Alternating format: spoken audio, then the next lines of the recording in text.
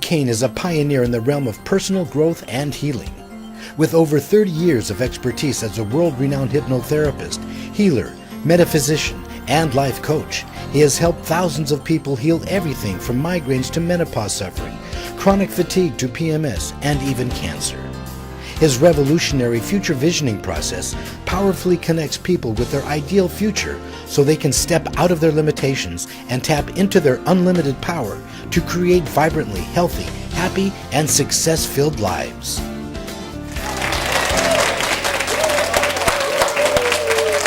Thank you. How many of you have a future? And how many of you would like your future to be filled with health and happiness and love and success? Yes. Well, you're in the right place. My name is Caine. I'm a hypnotherapist, a healer, and a whole life success coach. And my specialty is I help people to literally design and then create the future of dreams coming true. Anybody interested? Great. I'd like to share just a little bit about my work. Would that be okay? My specialty is helping you to design and create your future. And by the time we're done with this seminar, you're not only going to have a clear vision of your future, but you're also going to have the principles, the tools, and the secrets to create the future that you really, really want. Did you know that studies show that only about 3% of our population have a clear vision of their future? And only about 17% have kind of an idea, and then the other 80% don't know where they're going. Imagine, what if the businesses out there, what if 70, 80, 90% of the businesses were operating without a business plan? What if 70, 80, 90% of the airlines were flying planes and just had a good idea of where they wanted to go? Most human beings, unfortunately, are in that situation. What we're going to do is learn how to design and create the awesome future that you really want. The work that I do is unique, and 4 or 5 years ago, the senior writer from Psychology Today heard about me, and she called me and asked about my work, and I explained how I have developed this whole model of working with our future. And she said she'd worked for Psych Today for 15 years and had never heard of anything like that. I said, I know, because I created this. So this is really unique work. In your handouts there, you have the first article that she wrote. A series of 7 articles were done about my work that went out over the internet to millions of people. You have the first article in there. You also have a set of worksheets to help you design the future that you really want. To give you a sense of the power in the relationship with the future, I'd like you to do an exercise with me. Are you willing? Yes. Okay. What I'd like you to do is imagine that up here in front of you is your future. And on the way to your future, there are 5 different doorways taking you to different futures. Doorway 1, 2, 3, 4, and 5. Doorway number 1 leads to the awful futures. The destruction and pain and suffering, all the fine print in the insurance forms. Winston Churchill had a great quote for that. He said, if you're going through hell, keep going. And perhaps turn right to at least doorway number 2, which is the mediocre futures. That's what we're programmed for. That's what you get if you don't do anything else. If you just follow life's plan, you wind up with a mediocre future. Luckily, there are 3 more doors. The good futures, the better futures, and the awesome futures. Which one do you want? Awesome. I can't hear you. Awesome. So let's do a little experiment to see how this relationship with the future might affect you. If you would, set your things down and stand for just a minute. Okay, now what I want you to do is feel your feelings as you explore this relationship between you and your future. So what I'd like you to do first is turn and actually face doorway number 1 and 2, the awful and mediocre futures, and just pretend for a minute that that's where you're going to spend the rest of your life. Now, I'd like to ask a few of you to tell me, how do you feel? I feel really sad. Yes. My stomach's tight. Sad and your stomach tight. I feel yucky. Yucky. Yes.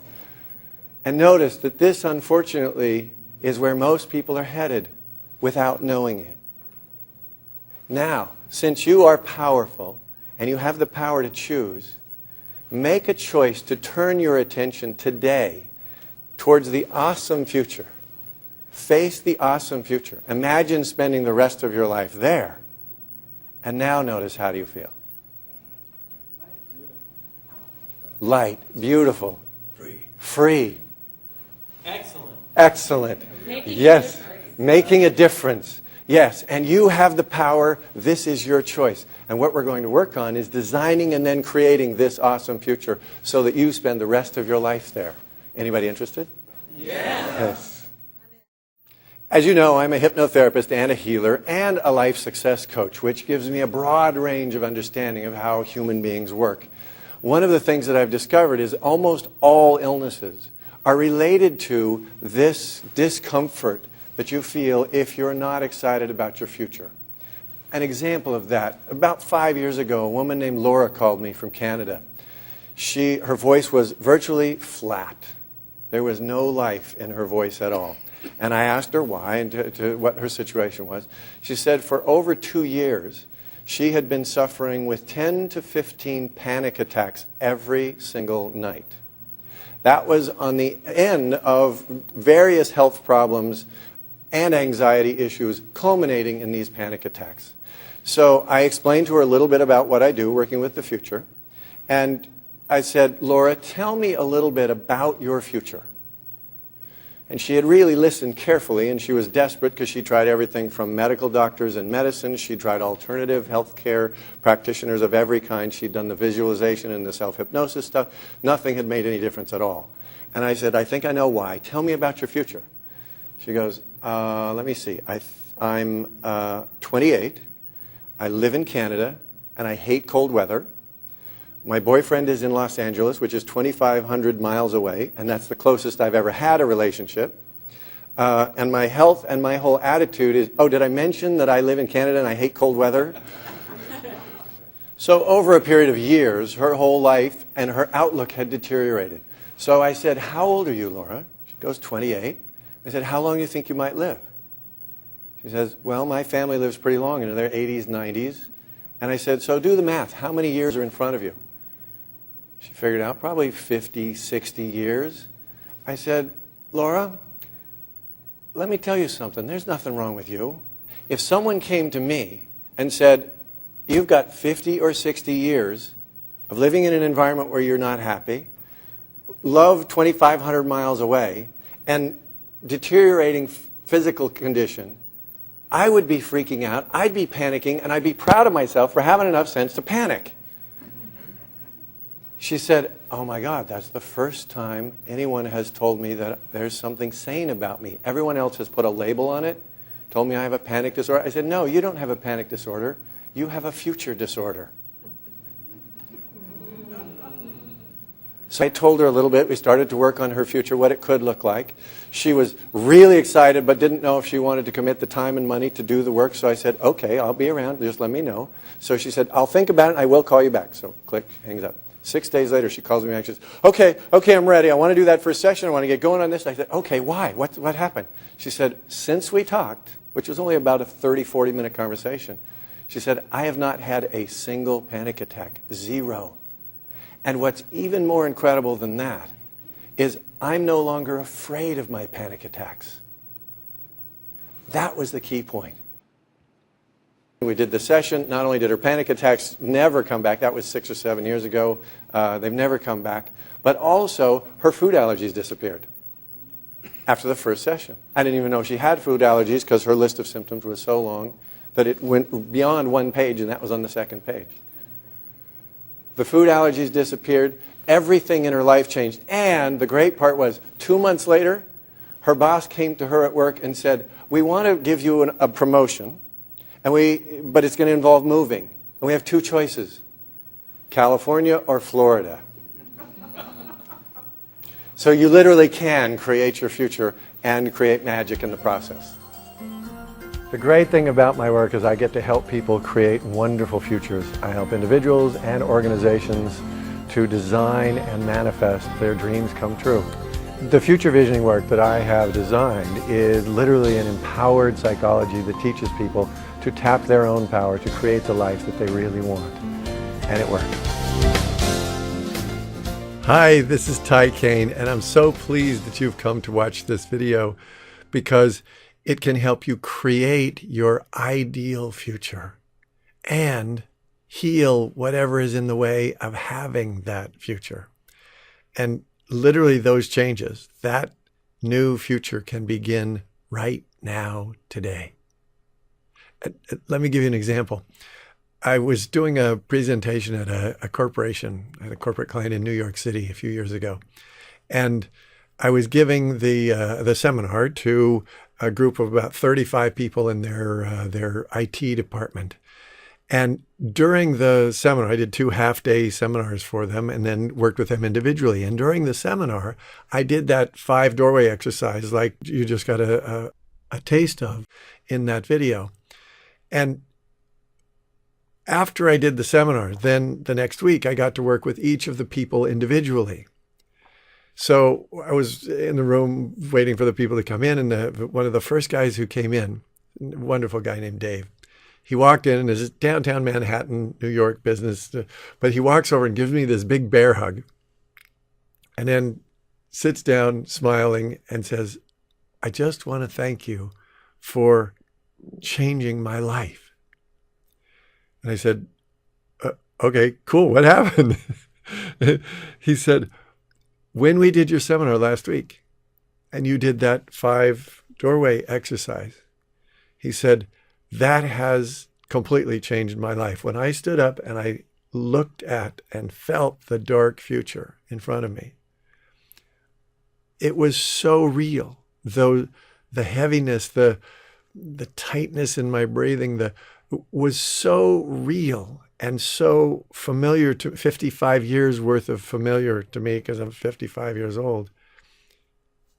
And he said, "Then when you gave us permission to make the choice to choose the bright future, and I turned and I felt the bright future, that was the first time in my life I've ever felt a really powerful knowing that I can choose my own future and I can choose a bright future." And he said, my chest opened up, my brain opened up, I could breathe easier. And he said, "I went home and I didn't tell anybody about what we did because my wife was busy and my kids were doing their thing and I just got into life. But my wife and my kids both noticed that I'm different. They've commented, and not only has it lasted all week, but I know that I made that choice. I know that I'm headed for a bright future. I know this change is permanent. I know. So you have changed my whole life, and I know that the change is permanent for the rest of my life, and it's changed me, and it's affected my family, my wife, my kids see that I'm happier. They feel that I'm happier because I am." And so I just really wanted to thank you for coming here from California to New York to do this because you have changed my whole world. And then he said, one other really beautiful thing. He said, not only did they notice I'm happier because I am, but he said, what I noticed was that without that anxiety and tension that I've lived with my whole life, and without there was sort of an anger and an irritability that was connected to that. Without that, I'm able to love them more, and I could feel it more, and I am just so excited because this is going to last. This is my future. And I was so thrilled. He and I had such a wonderful time talking then about that awesome future that he was now choosing and creating. And so if you really let this be real for you, your life can change right now, today, and be different and better and more joyful and happier and more magical forever, for the rest of your life and beyond. The future goes on forever, beyond this lifetime. When you open to that future that is forever, the love that is forever, literally your life changes, your body changes, and then clearing out the issues that are in the way is like, oh, okay, let's get that cleared out of the way because I've got an adventure that's waiting. And Dave's changes were not only noticed at home, but in the office as well. People noticed him, he noticed them, and the chief information officer who brought me into work with her IT department saw from her executive committee on down, she saw a difference where they not only were excited about their own personal futures, but then they started talking more openly and enthusiastically about the awesome future that the company could create and that their department could create. And so it made a difference in the entire IT department. It can make a huge difference in your entire world also. So if you let yourself right now feel that what we just saw, the 5 doorways, and think about how it feels to look towards a dark future. How much have you been doing that in your life? And how bright are you willing to allow the doorway number 5, the awesome future? How willing are you to choose that? And how powerful do you think you are in being able to choose that bright future? How willing are you to let it be real? Because if you do that right now, literally the whole rest of your life will be different. I know I did the same thing 33 years ago, rocked my world forever. And literally I have this career came out of that one moment when I learned from Lazaris about the future. And I understood the significance and the power of the future. My whole life changed, and yours can change right now. Which future did you want? Of course, doorway number 5. Oh, there's a secret. There's actually a doorway number 6, but I'm not going to tell you that yet. So the awesome future, the dreams come true, and the joy and the grace and the love and the fun that you deserve, that you want, is there waiting for you.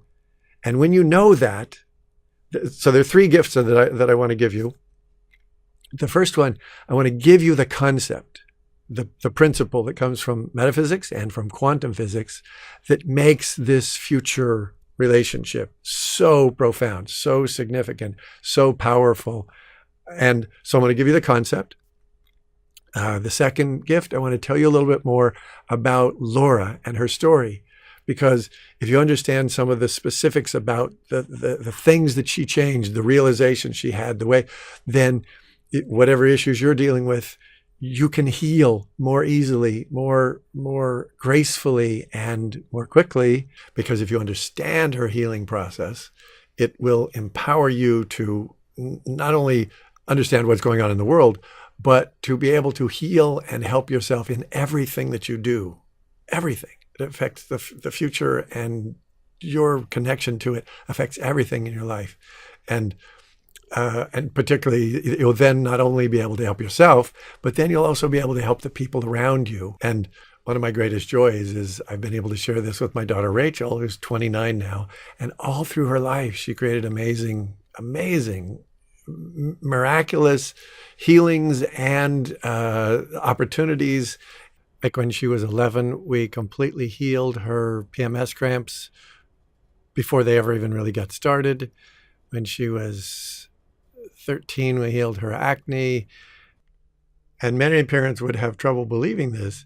But when she was a teenager, she would frequently ask me to do future visioning sessions with her because it worked so well to help her create what she wanted. Like, she got into all 10 of the colleges that she applied to and has created 5 wonderful jobs in her career path gracefully, powerfully.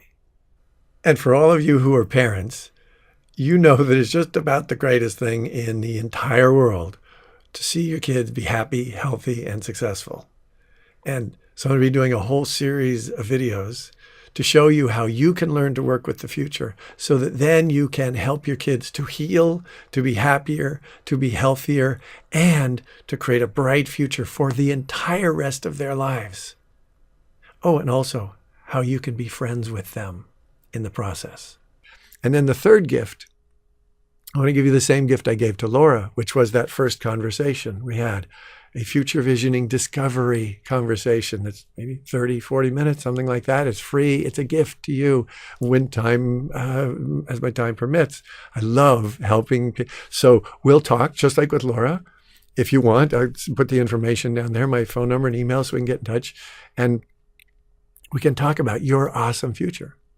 And open, really open, and connect and go meet your future self, which is so fun.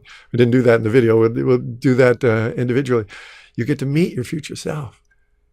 And what better mentor could you have than your awesome, healthy, happy, empowered, successful future self who's already done the things that you want to do to create the joy and the love and the success and the healing, and then looking at what are the blockages, what are the resistances, what are the things that are keeping you from having that future. Because once you see them, then you know where to do the healing. That has never been done before. In all of human psychological evolution, the psychology is mostly focused on the past. Spirituality and the New Age stuff is mostly focused on the present. But until I encountered this idea 33 years ago, I'd never really understood the incredible power and influence of the future. And then when I did, it changed my whole life and has helped me create incredible healings, every kind of illness. I've helped people heal. I myself healed a life-threatening illness 28 years ago and was told I'd be dead in hours. And I refused surgery and worked on using these very principles. Succeeded, obviously, I'm still here. Healed myself instantaneously, and since then have helped thousands of people, including Laura, one example. And I want you to have a healthy and happy and successful future. So think about what you want to heal. Is it physical issues, pain, disease, even weight, emotional issues, fear, sadness, limitations, panic and anxiety like Laura, relationship issues, either can't create one or create painful ones, or the one you've got is not what you really want. Spiritual issues, your whole growth and expansion and relating to not only you or spirit, but to the infinite God, the goddess, the source, and career and financial issues. Anything that you have created, you can change. Yeah, because you created it in the first place, that means you can change it. That's the good part about the metaphysical concept that you create your own reality. It's the ultimate responsibility, but it's also the ultimate gift. If you created it, you can change it. And if you didn't create it, then you'll spend the rest of your life hoping and praying that some power, something creates a change, gives you a change. Much more effective and powerful way is to own that you created. Go out to the future, connect with a future where you've created health, happiness, love, the success that you want. Bring that energy back and watch what happens. So the future visioning process is about taking back your power and then healing and changing everything, all those areas of your life simultaneously to create the life that you really love. And in this video, I'm going to give you very powerful and real examples, like Laura and Dave, of people who transformed their lives, who transformed all areas of their lives. And each one will illustrate, like with Laura, illustrate a point that you need to know to become a truly powerful metaphysical creator. It's going to take some time. I encourage you to watch this whole thing. One thing about future visioning, it is not simple, because simple answers never work in a complex system. It's a scientific principle. You are a complex system. Your life is outrageously, beautifully complex. And so you need the complex answers that will make the difference. It takes a little time to explain those, to see how they fit together, to work them. But once they do, your whole life can change. And literally, so watch this video, the whole thing, or maybe watch it in, depending on your time, bit by bit. But if you go through the whole thing, I guarantee it will change your understanding of life and therefore change your whole life. And these concepts will still be operating and making a huge difference in your life 10, 20, 30, 40, 50 years from now. I know it's been happening in my life. So you can change everything and create anything. And like with Laura, miracles happen. So if you understand the 5 doorways, awful, mediocre, good, better, and awesome, if you understand the significance and the influence of the future, and then learn the process of working with that future, working with the emotions, you can heal and create anything and everything. So the core concept that literally started this whole future visioning process came from a wonderful, the wisest, most loving being I've ever met, Lazaris, who's a channeled being. And I met him when he was just beginning. He's still today sharing his information, and it's phenomenal. And I highly recommend it. And in his very first seminar, he talked about the metaphysical idea that's now sort of common, that we create our own reality, and reinforced that and detailed how real it is that we create our own reality. But then he said one phrase that just rocked my world. And he said, and now as you hear this, take it in and see how it lands. See if it just like confuses you like it did me and actually made me dizzy, or see if it goes click, like some people goes, oh yeah, I get that.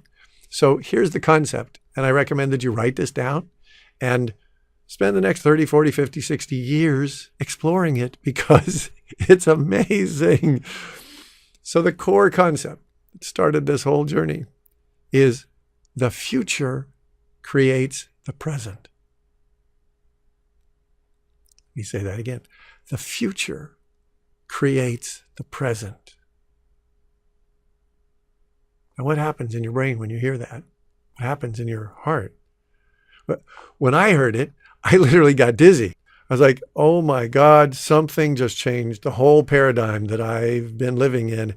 And I literally felt like, uh-oh, Lazaris just turned my entire world upside down. And I was dizzy. And I listened and I thought about it, and he explained it a little more. And then I realized, wait a minute, he didn't turn my world upside down. He turned it right side up. I've been going through life backwards for all these years. I didn't know. I thought the past, we're all the past and your childhood and all those things and your family and all that stuff is what makes your life.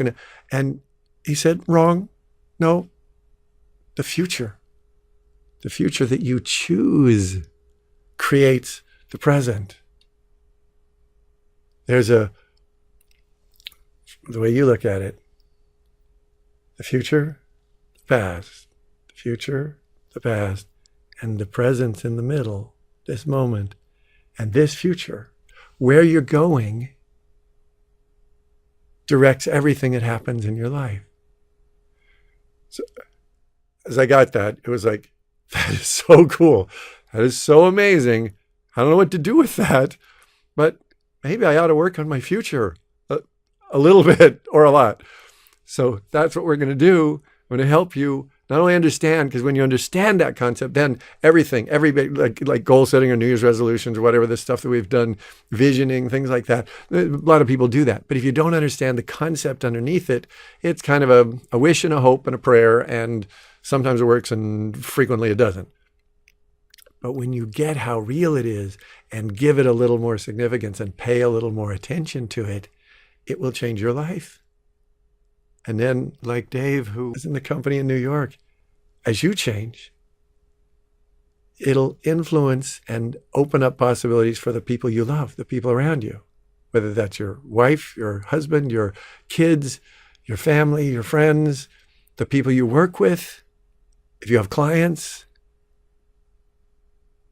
And then it not only affects you and the people around you, and then your clients and connections and people, and then ultimately it's what affects the world. We're changing the future every day, every moment, opening, expanding, and those futures are changing us and changing the world. So let's do an exercise that will allow you to experience the power of the future in your own body. It's called the dark road, light road exercise. It's similar to the 5 doorways, but it's with your eyes closed and it's a visualization.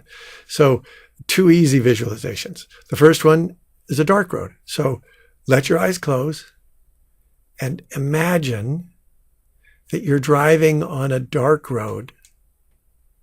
It's nighttime. It's maybe a little bit foggy, rainy. You can't see very well. The road is windy and you can't see around the corner because of the trees, and it's maybe a little bit rough. And you don't know what's up ahead. You don't know what's around that corner. And notice how you feel. Notice what happens in your neck and shoulders. Driving on this dark road. Notice what happens to your breathing. It gets a little short, you get a little anxious. And notice also what happens to your feelings. Driving on a dark road, not knowing what's around the corner, not knowing really where you're going. And then imagine that you had to be on this road for like 6 hours. How would you feel?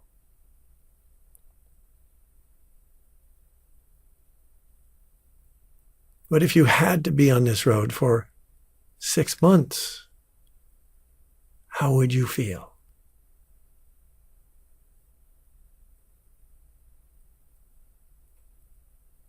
And then imagine that you had to spend the rest of your life on this road, not being able to see where you're going, not knowing really what's up ahead. Notice how scared, how anxious, how irritated, angry. And driving on this road, if you're stuck on this road and you don't know how long you're going to be on it, if someone started telling you to have a positive attitude, to just be in the moment, notice when you're anxious, when you're scared, when you can't really just have a positive attitude. You're not really in the moment because you're so focused on trying to see up ahead.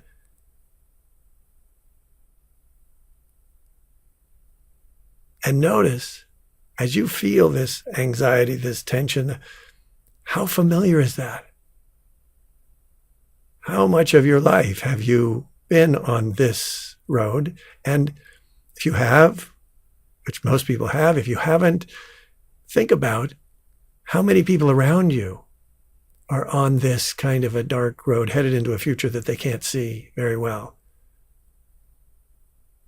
Most people do not have a clear vision of their future, and they're on some version of this road, the dark road, the doorway number 1, doorway number 2 reality. And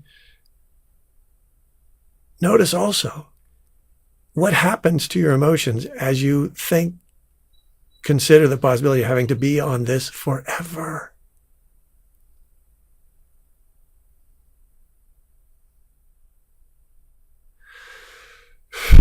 And then gently open your eyes.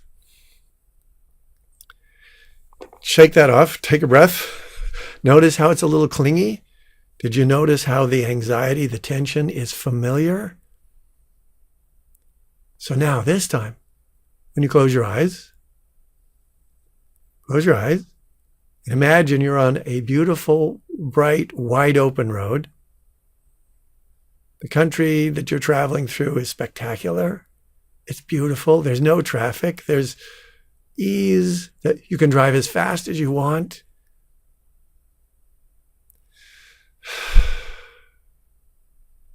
And as you look up ahead, as you look out over the horizon, there's a glow out there. It's as if your future just beyond the horizon. You can't even see it, but there's a glow coming from the future, and it's going to be awesome. It's going to be wonderful. You're excited about that future that you're headed for. And now notice how you feel. Notice what happens with your breathing. Notice what happens in your neck and shoulders. Notice what happens with your emotions. And if you got to spend 6 hours on this road on the way to an awesome destination, how would you feel? If you got to spend 6 months, 6 years on this road, going to an awesome destination and then another awesome destination, and then continuing on that journey, on that adventure. And what if you got to spend the rest of your life on this road? How does that feel? And notice, you don't have to try to have a positive thought. You actually are positive. You don't have to try to be in the moment. When you're relaxed and at ease, you're in the moment. It's effortless. It's natural. And now imagine, just take it one step farther. Imagine that you could look out the road, down the road 5 years and see your awesome self living a totally healthy, happy, successful life. Laughing a lot, loving a lot. What does that look like? Can you hear the laughter? Can you feel the love? How does that feel? And then if you look way out towards the end of this lifetime, when you're 70, 80, 90, 100 years old, and happy and healthy and still laughing and surrounded by love, enjoying your mind, your body, your spirit, and fully satisfied, completely satisfied with your life, knowing you did it well.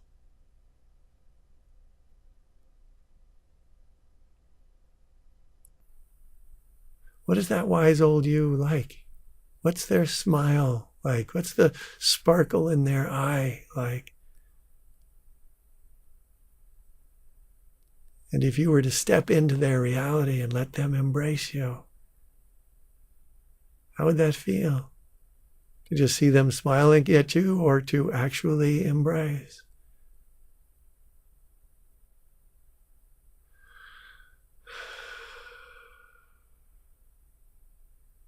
And then if you ask them about their future and looked even beyond this lifetime to their future, where the love, your spirit, your being goes on forever into the arms of God and the Goddess, into the love that is the source, the love that is forever. And you can feel that love forever, that future affecting you. How does that feel? And if you built a relationship with this future, with that wise old future self, that's what the future visioning process is about. And how do you feel right now, knowing that that wise old you is out there smiling, watching you, and willing to mentor you, willing to help you? How does that feel right now? So then keep that feeling and bring yourself back here, fully present here, knowing that that future is there waiting for you. And then gently open your eyes, come back here. Feel that. Notice the colors a little brighter. Notice the enthusiasm is, and notice you went from anxious and scared and not present and on the dark road to excited and feeling good, feeling it, being able to breathe. We didn't talk about your past. We didn't even that much talk about the present. We just changed your future. And that fast, your body relaxes, you can breathe more, and you feel hopeful. And then your brain works better, your body is healthier. That's what Dave and Laura both did. That changed their lives profoundly. And Dave realized when he had that experience, he realized that while he was on the dark road, what he called being realistic was, to his wife, to his family, to a lot of people around him being a real pessimist. And once he realized that if he changed his future from the dark road that he had been on to the bright, awesome future, once he changed that, being realistic, if you're on the bright road, is spontaneously being an optimist and being more creative and more enthusiastic and healthier and happier. That's the power of the future. You've now experienced it. You can come back and do this again, work with it. Every time you do it, you can learn more how profoundly the future that you're expecting, that you're believing in, affects you. And then as you change that future, your body changes, your energy changes, your emotions change, your thoughts open up, and your reality changes. How cool is that?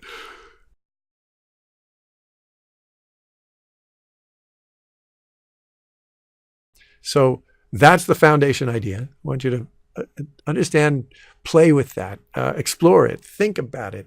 Go back and watch the video again and see what happens, and see how quickly, if you change from a dark future to a light future, literally depression, anxiety, fears, phobias, things like that can disappear in an instant if you change your future.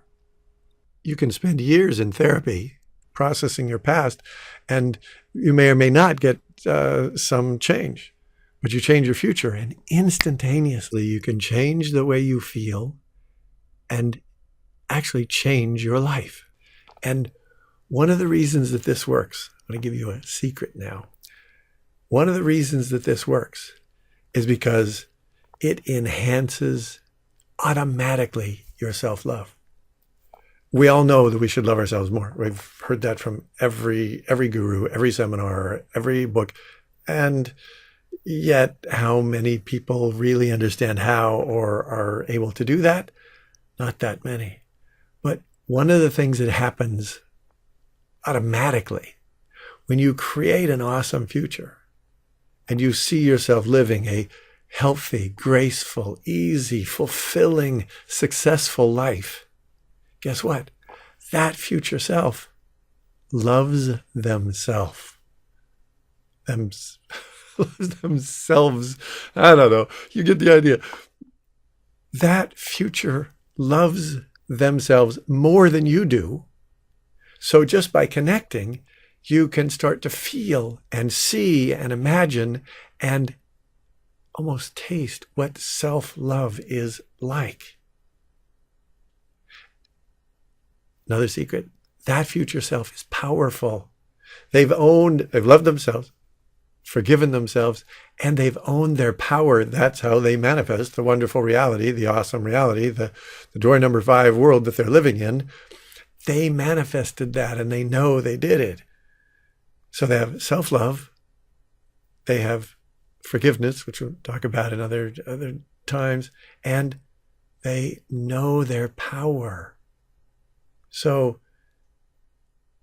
by working on your future, you accomplish all these other things that you've been meditating and processing and reading self-help books and stuff, trying to accomplish, and they happen almost automatically.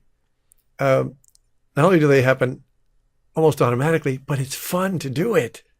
And it's easier and faster and more effective than like writing thousands of affirmations or sitting for years and meditating on nothing, just a clear mind, or chanting for hours and hours every day, all those things that we've tried. It's like, oh, imagine having everything you want, having your dreams come true. And all of a sudden you start feeling happier and more self-loving, and there's a sense of power there of creating one's reality. And this future visioning is so unique that years ago when I met Dr. Christiane Northrup, who's probably the wisest and best known female doctor in the world today. She has more than 7 PBS specials and many multi-million copy best-selling books. I had sent her a flyer about a seminar I was doing for women with cancer, and her assistant called and set up a time to talk because she was interested. And so it was just supposed to be a short conversation. But as soon as I started talking about the power and the significance of the future, she completely got it. So much so that our conversation went on for hours. And In the first edition of her biggest and best-selling book, Women's Bodies, Women's Wisdom, the first step of her healing process was to review your past, which is what most of us do. Most people are taught that. But when she saw the significance of the future, that she actually lived that way, she actually changed the book. She added 3 pages to the beginning of the healing chapter, talking about our conversation, because she got it so powerfully. She understood the significance of connecting to the future as the first step of every journey. And she just did that as a gift to me. Didn't tell me she was going to do it. I didn't find out till a woman called me from Texas and said, I read about you in Christiane Northrup's book. I said, what? She said, yeah, I read about you. I said, oh, yeah, of course. I just played along and said, yeah, how can I help you? And then I went out and got this incredible, it's like 900 pages. It's the owner's manual. If you're in a female body, this is the owner's manual that you should have. And here's what she said. For years, I had my patients begin their health journeys by exploring their past to find clues to how they were creating their present conditions. Then recently, I had a phone conversation with Caine, a hypnotherapist who helps people heal by helping them dream up their futures. He reminded me of something very powerful that I already knew and had experienced repeatedly, because she lives in connection to the future. That's why she's so successful. So she said, it really is our vision and hope for the future that heals us and draws us forward. Christiane got the power of the future. And I want to give you another gift of wisdom from Lazaris, who said, all healing comes from the future. Play with that one for the next 30 or 40 or 50 years and watch how things change. And that's what Laura tapped into. That's how she changed her life. So I want to give you a little more information about her and then tell you about that FutureVisioning discovery session that we could do if you want to change your life, heal your anxieties or your illnesses or chronic fatigue, fibromyalgia, cancer, multiple sclerosis, headaches, whatever it is. I've helped people heal it, because if you go to the future and find your healed self, whatever it is can be healed. If you just step into that future, you don't have that disease anymore. That's what Laura did. And that's what I wanted to explain to you. When we talked, as I said, her voice was so flat and I've dealt with a lot of depressed people because I help people heal depression sometimes in minutes when they realize, oh, they have a horrible future and they've been depressed for years because they have a horrible future. And then when they see a bright future, it's like, oh, I don't feel depressed. I actually kind of feel excited. And so that's what happened with Laura. She had lived her entire life. All of her childhood was painful, particularly around adolescence. 13 was when her panic, anxiety, fears really started to manifest. And she started then going to doctors and trying all the things that she could to control it. Because that's what most of the medical world, most of the psychological world, and even the so-called New Age or spiritual world is about controlling disease. It's like anger management. Rather than expressing anger, releasing it and being free, it's managing. It's stress management techniques, which means you're going to be stressed. Right there, you just created an entire future where you're stressed for the rest of your life, but you're white-knuckling managing your stress. That's not the future that I want anymore. It's what I was living, but it's not the one that I want or that I promote or that I recommend for you. So that's what Laura had been doing. She had created dark, scary futures, and that's a key point. When we're young, we create futures every day. Every day we're projecting, we're seeing things going on, and we're projecting out and creating futures. She had created a future where she doesn't find love, and if she does, he lives 2,500 miles away. She was afraid because of the allergies, the anxiety, the food allergies and other allergies, and just sort of a whole range of physical autoimmune difficulties that her family had. And then she saw that and said, oh, well, that's what the future's like. So she was creating that as well. And as long as she was on that path towards that dark future, it started about 13. And then for the next 15 years, she went to doctors, she went to chiropractors, she went to healers, she went to psychics, she went to workshops. She tried everything that she could to just control the anxiety. And obviously that didn't work, because by the time she found me, she had spent the last 2 years of those 15 years where the anxiety had not just been annoying and creating complications with her health, but literally she'd been having these terror attacks, 10 to 15 of them every single night for 2 years. And like so many smart people do, she kept herself so scheduled and overbooked during the day that it distracted her enough to keep her from having the panic attacks. And there are even a lot of therapists and panic healing programs that teach distraction techniques. Like that's going to work in the long run, because then she got home in the evening, and as soon as she backed out of the constant activity, then the terror attack started. The racing heart, the sweaty palms, the terror that a disaster, you're going to die, the belief that you're having a heart attack or there's something horrible going on. She would have 10 to 15 of those every night. And all the processes to try to manage and keep a lid on that panic, fear, terror, hopelessness, helplessness, which is what it built, obviously didn't work. Even she did meditation. She did the being in the moment. She did the Midwest Center for Anxiety and Depression. She did their whole program, plus an extra year of you hire a personal coach who's one of their people who works with you over the course of a year to help you manage your symptoms. She tried all of those. And when she called me, and the really sad part was, not only had none of those worked, but what's happening for millions and millions and millions of seekers, of good-hearted people who are truly seeking help.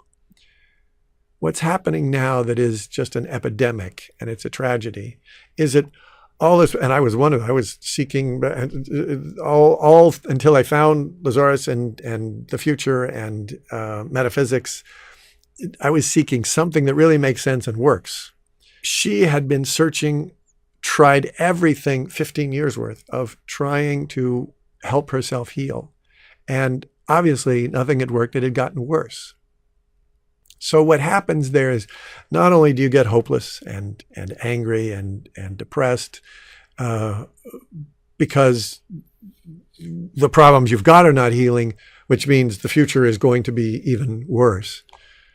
But what really does the damage is, after you try for years doing this process and this, meditation, that's going to solve it. And this person tells you, you should try this. You should pay attention to your breathing, or you should watch your thoughts and think a better thought, and all of that positive thinking, law of attraction, all of that stuff that is so popular now. But when you really look at it, which I've done for 40 years, most of it doesn't work. Most of those people, even the practitioners, I have them as clients, most of them have not healed their core issues. So what happens is, and this had happened for Laura tragically, and it was dangerous, it was destructive. After you've tried so many things and it hasn't worked, what you ultimately then have to come to is, there's really something unfixable about me. There's something broken.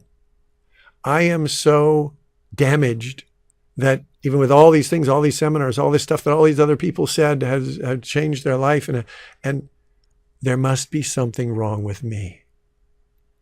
And that belief and that feeling is the core of real hopelessness, helplessness, and depression. It's not just, there's no hope and these things aren't working. It's, these things are supposed to work because all the gurus and all the books and all the programs and all the people who go to these things and say, I feel so much better. But if you look at them like 2 weeks, 2 months, 2 years down the road, have they really changed? Far too often they haven't. And that's what happened to Laura. So she ultimately decided that there's something wrong with her. And there's a word for that feeling that there's something wrong with me. It's called shame. And it's dangerous. It's destructive. Sadly, that is the result of a lot of the therapy and healing and consciousness and growth work that goes on, because when it doesn't heal, because in this conscious world, you're not allowed to judge. So you're not supposed to judge anything. You're not allowed to judge, or you get judged. And so you're certainly not allowed to judge the therapy or the healing system or the meditation process or the stuff that you're doing. So when it doesn't work, you can't judge that. So the only thing you can do is turn it inward and decide there really is something wrong with me. That's why I speak up about this, because every single one of my clients has not only the shame that was heaped on from childhood, from their parents and life and issues, but then the enormous shame that comes from religions. You are a sinner. You are not good enough. You have to prove yourself. That shame is deadly destructive. And then there's the, quote, New Age shame, which is, oh, you do all this and you do all of these programs that are supposed to heal you. And frequently people say, oh yeah, it changed my life. And well, sometimes it does, sometimes, and that's cool. But oftentimes it doesn't. And you're not allowed to look and see, was it something missing in that program? Or am I defective? Sadly, most people, millions of people, I've been doing this for 40 years and I've met tens of thousands of people in the healing, consciousness, spiritual growth world. Most of them feel not only have they not solved their pain, their disease, their problems, but they also feel shamed because it was totally their fault. They're not allowed to look at and evaluate whether the diet or the meditation or the system that they were using or the law of attraction programs, if they didn't work, that's proof there's something wrong with me. And that shame is dangerous. It makes people sick. It creates depression.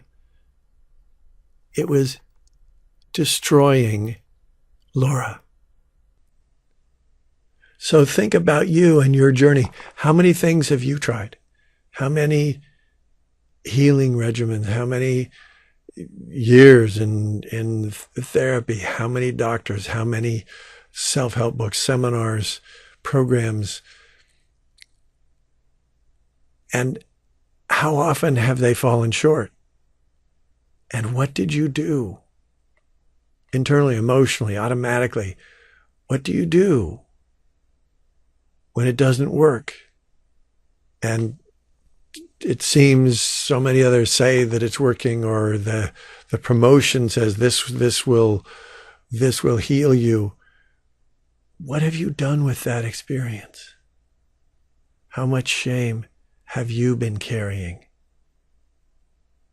And now when you look at those and you see that if they didn't help you change your future, just like Laura, nothing she ever did even pointed out the significance of the future to her. So, of course they couldn't work. She was still panicking, afraid of her future every single day, every single night. So if the things that you did didn't help you understand the future and then change it, of course they wouldn't work. They couldn't. Not in the long run, not for the long term. So what did you do with that? How much shame have you been carrying? So when I said to her, as I mentioned in the video, when I said to her, Laura, there's nothing wrong with you. You don't have a panic disorder. You don't have a bipolar disorder. She'd been labeled with everything, ADD, ADHD. You don't have a personality disorder. she had so many labels, and in addition to then the physical problems, so she not only had these psychological and mental and emotional labels, but then she had these physical problems that were real, and like her food allergies, which were terrible. I'll tell you more about that in the video. We'll go into the details about how she healed that. But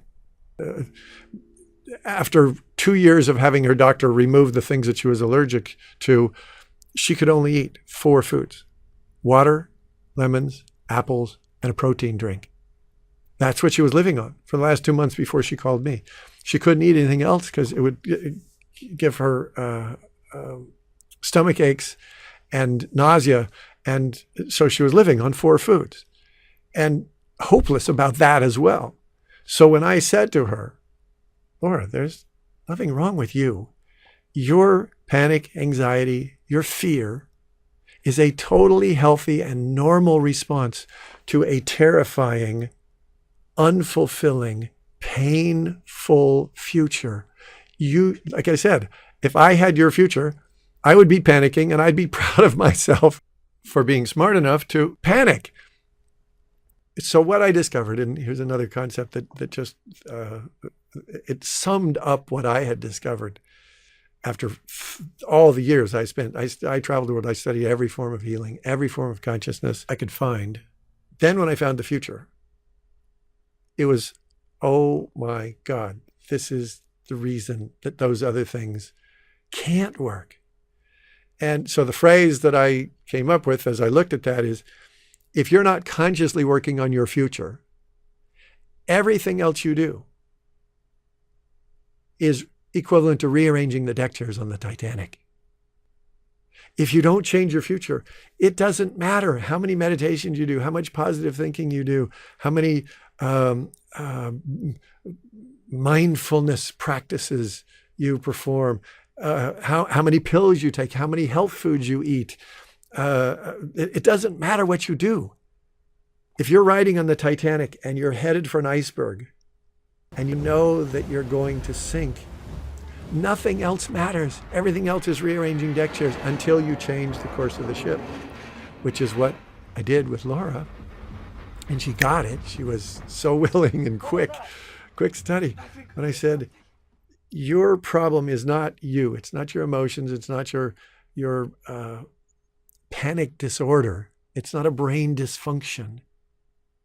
You have a future disorder. Your future sucks, and you should be freaking out. What you need to do is change your future.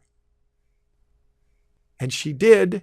And lo and behold, 6 days later when she called, had not had a single panic attack. And she should have had, at 10 to 15 a day, she should have had 60 to 90 terror attacks between the time we talked and the time she called me.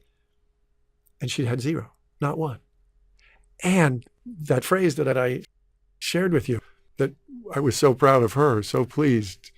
She was a quick study. She said, I'm no longer afraid of my panic attacks. Because now she understood, oh, they're just horrible futures. And of course you're going to get freaked out if you have a horrible future. You should. That means your emotions are working. It's like if a saber-toothed tiger was coming to eat you, then you should be terrified and you should either fight or run. That's what fear is for. If you have a horrible future and it's coming to destroy you, you should be freaking out. But, nobody knows that the future is this incredibly powerful influence that's there every moment of every day. Nobody ever told us that. So, of course they can't help. Of course she couldn't heal. And here's a secret. Drugs do not change the future. Vitamins don't change the future. Herbs don't change the future. She tried all of those, tons of those. And when you really look at and understand, none of those things change the future. So they can't heal her panic attacks and her anxiety and then all of the illnesses that are coming from that panic and anxiety. None of those doctors or healers or therapists or books or tapes or programs or seminars even understood the power of the future. So they couldn't help her. Then once I pointed that out to her, it was so obvious. One conversation, her panic attack's gone. Now, that happens for a lot of people, not for everyone, because the fear about the future is programmed into us through religion, through life, through watching our parents, through the culture. So some people, it takes a little more work to change. That's why I recommend it to everyone, including Laura, to do the whole 15-hour basic future visioning program. And that's where she healed her, not only her panic and anxiety, that was gone with the first conversation, but then she healed her relationship with her own body so that her food allergies completely disappeared. She went back to eating normally, eating anything she wanted and enjoying it. She healed her relationship. She got created that amazing career change, got to go to a warm climate, and changed her relationship with love so that her relationship, they actually were able to then come together. Everything in her life was a derivative of that dark, scary, pain-filled, loveless future. And once she realized that those dark futures and all the beliefs that go along, that both support them and come from them, about life is difficult and I don't deserve and love hurts, once she saw that honestly and took back her power and realized she can change that, her whole life changed. So you can do that. Think about that right now. Be honest right now. What do you believe? And what have you been programmed to believe about the future? Look at the whole picture of your personal future and then the world that we live in. How much do you believe your life can be a wonderful adventure filled with love and joy and happiness and success?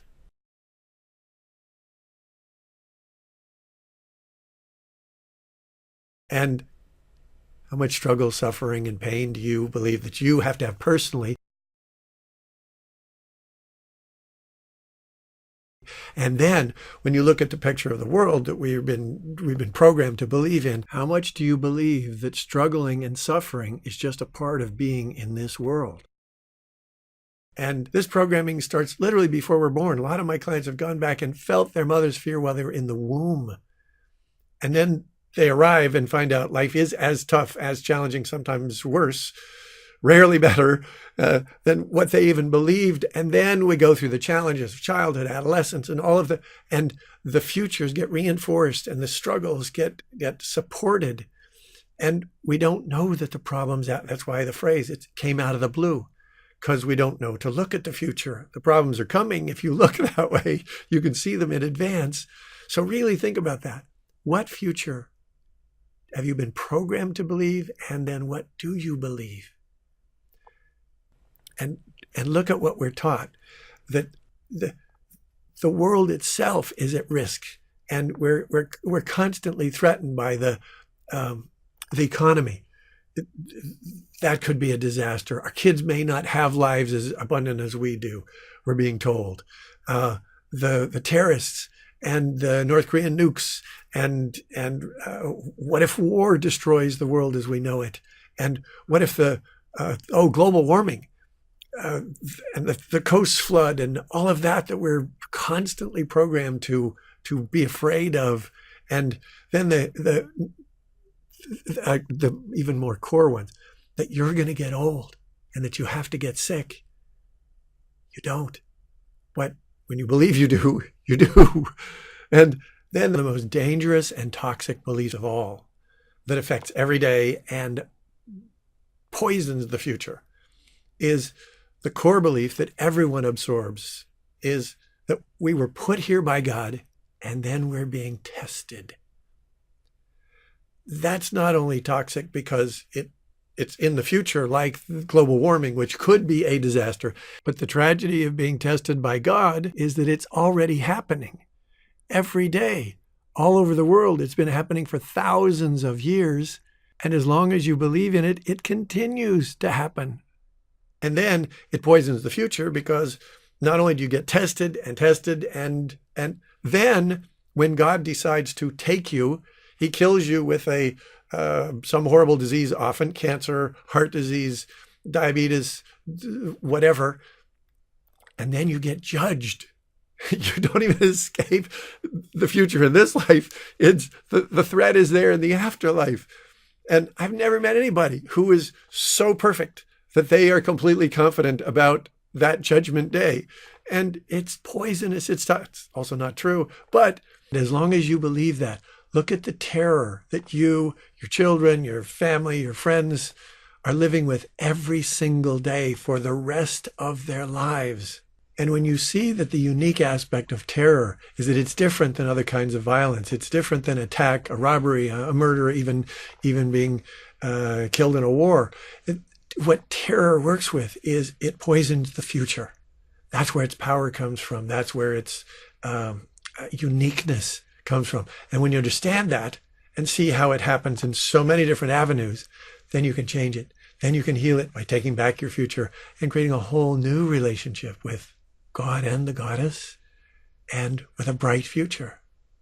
And in another video, again, I'll tell you stories of clients who have suffered for years with ADD, anxiety, insomnia, panic attacks, anxiety-related illnesses, and the core of their anxiety, whether they're 12 years old, 28 years old like Laura, 30, 40, 50, the core of their anxiety is what happens 50 or 60 or 70 or 80 years in front of them when they die and are judged and potentially sent to hell forever. There's a future. And when you understand the significance of the future and you see the incredibly poisonous, terrifying, toxic impact of that threat forever, you'll understand these stories that I'll tell you about, how healing that can heal ADD and panic attacks and anxiety-related illnesses, and even if you're in a more progressive religious context, or if you're spiritual and have explored all, this is subconscious. This is in all of us from the primal level, and until you find it and heal it, it's affecting you. Once you heal it, then it's a whole new ballgame in the relationship with God and the goddess. And you notice there's no goddess in the scary futures anywhere. For the last 5,000 years, the male chauvinist beliefs, philosophies, and religions have literally banished the goddess. But she's still there. It's a part of the future visioning process, is reconnecting and finding and healing that relationship, because that love is critical for our future. And the really painful, most of my clients are women. Most of them are mothers. And they love so beautifully. They love so deeply. And the tragedy, the greatest pain that I see in the world is the mothers bringing their children into a world that is threatened by all of those things, both the personal crisis and struggle, as well as those global threats. Mothers are worried all day, every day, all night. It's amazing to me the courage that I'm a loving father and committed, but I know that a mother's love is something even beyond what I'm able to even understand. And it's so beautiful and it's so deep. And so many mothers are in pain, scared of their own future, scared of their children's future, and scared of the world that their children's future is going to happen in. We can change that. We can change all of that. That's what we're here to do. That's why we came here, to create a better story. So think about, if you change the story, what would your life look like if it was beautiful, if it was graceful, if it was loving, it was joyful, if it was almost magical? If you reclaimed your power, if we all reclaim our power, if we create a beautiful future, what would your life look like? And what would the world look like? I found that less than 1% of the thousands, tens of thousands of people I've dealt with, less than 1% can clearly imagine a world that works for everyone. Only a small percentage, maybe 3, 4, 5% can imagine their own life really working out beautifully, and less than 1 can see the whole world. So you can join that group right now today. You can start imagining your life, not only your beautiful life, but what will it look like when we create a world that works for everyone? That's what we're here to do, and you can participate. And as you expand not only your vision, but then your beliefs. This is the fastest way I've ever found to get in touch with your core beliefs about everything, about you, about love, about life, about the world, and about what's possible. And it's also the fastest way to change those beliefs so that you can open to an awesome future. And so as you're doing that, really spend some time. It's the most valuable thing you can ever do. It's the most valuable gift I ever gave my daughter. It's this exploration. And to empower your vision of a world that works for everyone, to give you hope that it's actually possible. It's already happening. And I recommend you get this. It's called Abundance. One of the most amazing books I've ever read in my entire life. The subtitle is The Future is Better Than You Think. Why did I like that? Obviously, by Peter Diamandis, who started the X Prize Foundation. And it goes through every area of life, from the environment to population, to food, to health, to technology, to politics. Every area of life goes through and shows not that it can change, but that every area is already changing, and technologies to solve our problems already exist. They're already being implemented. Phenomenal book. Give yourself the gift, enhancing your hope for the future that we can and already are creating. And not only think about your future, but think about the people around you and how do they relate to the future? Which future are they relating to? And you'll see the happiest, healthiest, most successful people around you are the ones who have a bright future that they're genuinely looking forward to. The people who are depressed, the people who have illnesses, the people who have difficulty sleeping, insomnia was another one of Laura's problems. And these problems are real in our world right now today. Over 40 million people in the US suffer with anxiety and depression. And 1 out of every 4 women is taking drugs for stress, ADD, anxiety, or depression. 45 million people suffer with headaches, everything from tension headaches to totally debilitating migraines. Over 40 million struggle with addiction to cigarettes, drugs, and alcohol. Over 70 million have problems with sleeping, insomnia, and over 200 million, 66% of the US population, are overweight to the extent that it's damaging their health and their life. And what I have found is the fear of the future and the anxiety and then the anger at God and the goddess and the self-sabotage is the source, the reason for all of those. And so there are tens of millions of people, like Laura, who have been suffering, some for 10, 20, some of my clients have been suffering for 30 or 40 years with their panic and anxiety and fears and illnesses. And after all those years, the coping, the controlling, the management techniques have obviously not worked, or they'd be happy, healthy, and successful. And they're not. They're still in pain. They're still suffering. And if you are one of those people who's struggling with weight, because that's 200 million and it's increasing. And there's a very cool thing. I want to give you some hope.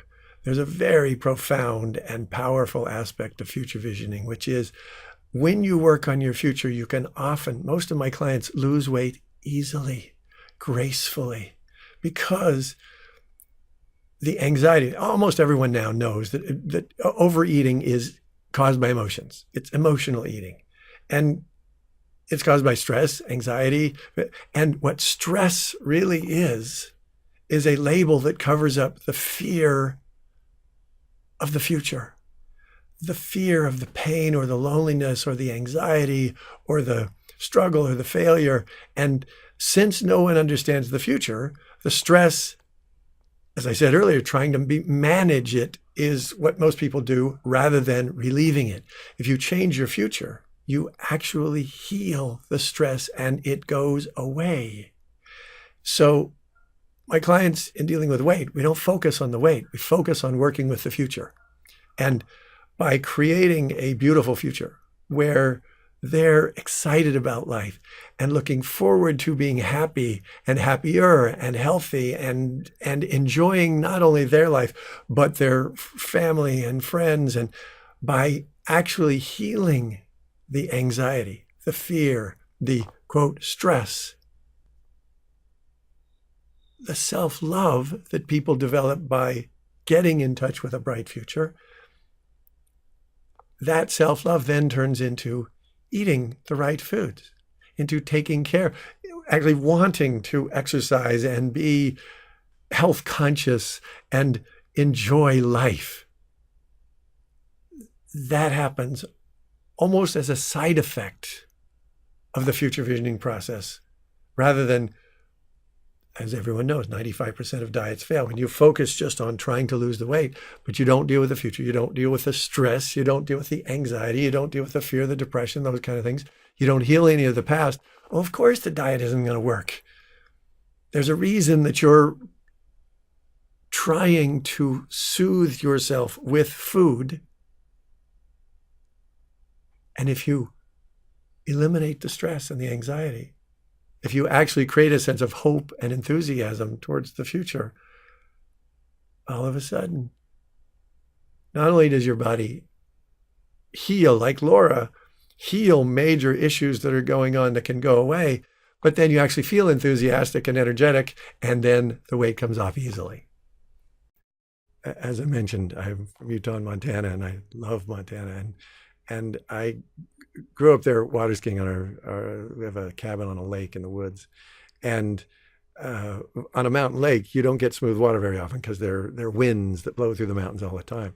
So when the water's smooth, it's time to go water skiing. And so I love water skiing, totally.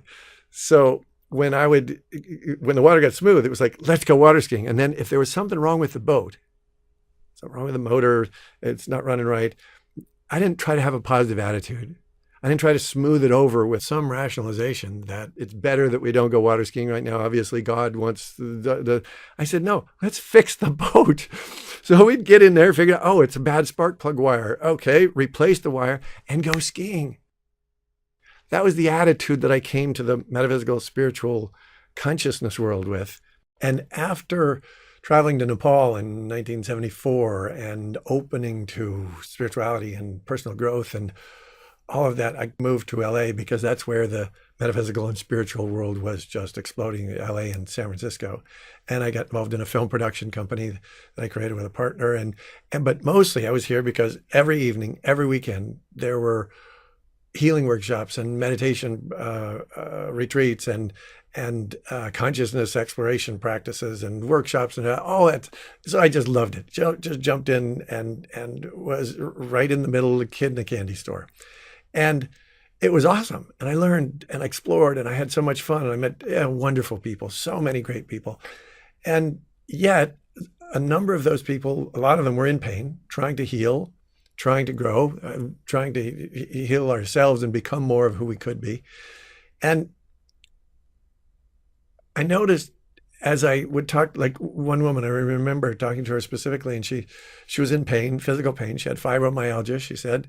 Her whole body was in pain, and she couldn't function very well. And she was in the healing workshops trying to heal herself. And I said, "Oh, that's terrible. You can't function. Your family has to take care of you. And how long has this been going on?" She said, 7 years. I said, "Oh my God, that's awful." And I still remember her response was interesting because she said, "Well, but I'm learning lessons, and this is a healing crisis, and I'm learning lessons, and I'm going through kind of a detox, and as I listened to the language, I heard all of these ways of describing her suffering that made it like somehow acceptable, and I felt badly for her, and yet I was also listening, and I realized that, and I started to really look and research because I was in the middle of that world. I literally traveled the world and doing all types of seminars and healing trainings and things. And I realized that so much of life is rationalizing. So much of consciousness is about rationalizing suffering and calling it a lesson or a detox, instead of saying, this sucks, I'm sick, it hurts.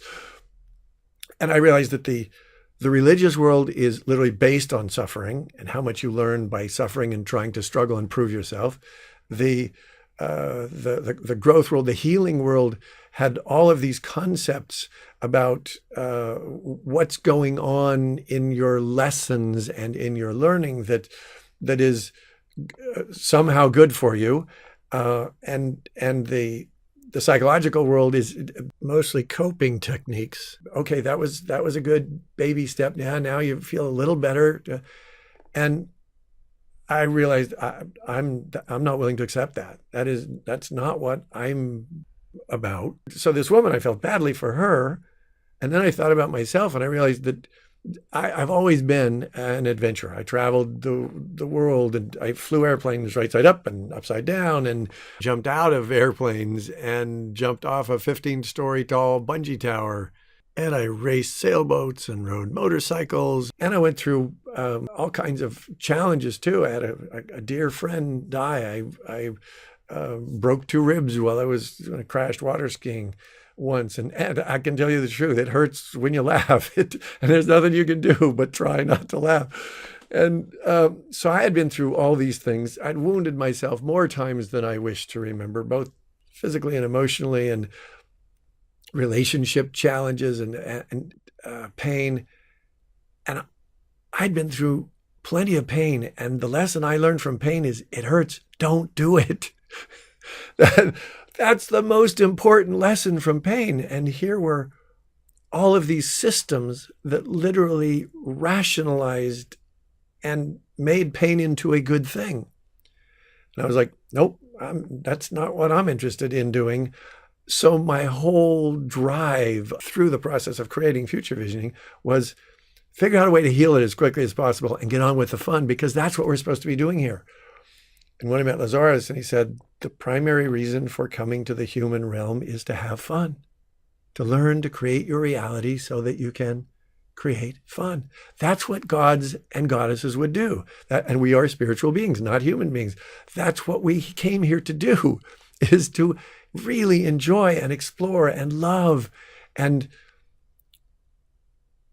that's what I gave to Laura, because I had searched for not just another way to rationalize her suffering. She'd already been in pain for 15 years. So I told Laura, the goal is to get the message and let go of the messenger, let go of the pain as quickly as possible. That's what I did. That's what she did. That's what I've helped all my clients do. But unfortunately, for thousands of years in our world, we've been taught that you have to suffer and that no pain, no gain, which means pain equals gain. All of our major religions are built on that. All of our culture, the male chauvinism in the world, is built on that. But it hurts. And then it gets twisted up with the simplistic idea of gratitude, of just being grateful, having an attitude of gratitude. But you've been sick for all these years. Oh, I'm just grateful. Simplistic idea, I'll tell you more about that later. Simplistic ideas are dangerous. The complexity, the more intelligent, complex way to apply that is when you get the lesson, when you get the learning, when you understand the message that's coming from your body, be grateful for the learning, but not grateful for the pain, because that was your not getting the message. And when you tell your subconscious to be grateful for the pain, I'm just grateful for this cancer, for this years and years of headaches, for this detox that this woman was talking about. She was in for 7 years with her fibromyalgia. When you tell your subconscious, I'm grateful, what did you just do to your future? You filled it with more painful lessons. You don't want that. So be grateful for the lesson. Learn the lesson. But be open to learning the lessons in more loving and gentle ways. I started exploring the communication that comes from our body 40 years ago when I first started studying healing. And then I just found this the other day, 35 years ago, I met Louise Hay. This is, can you see that? Yeah. This is her metaphysical causations, the reasons for illnesses, the messages in illnesses.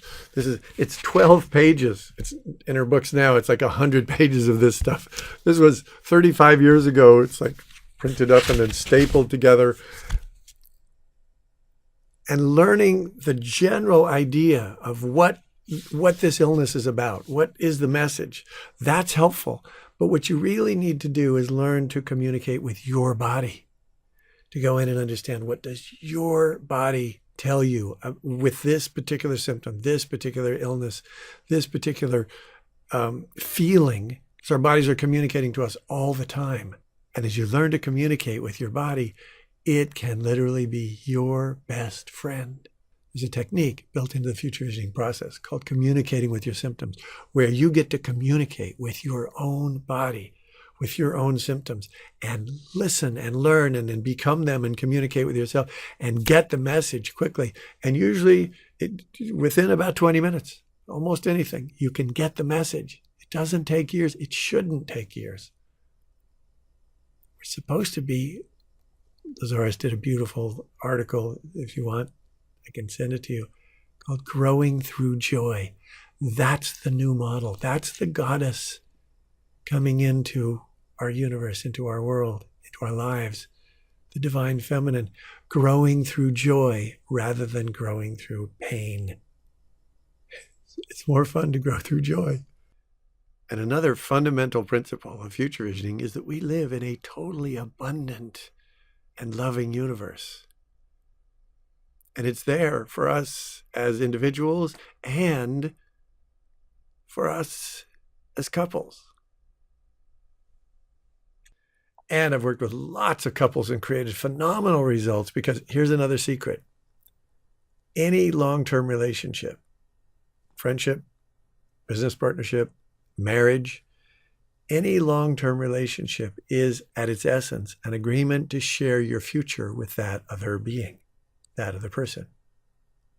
Now, how important is the future? It's everything.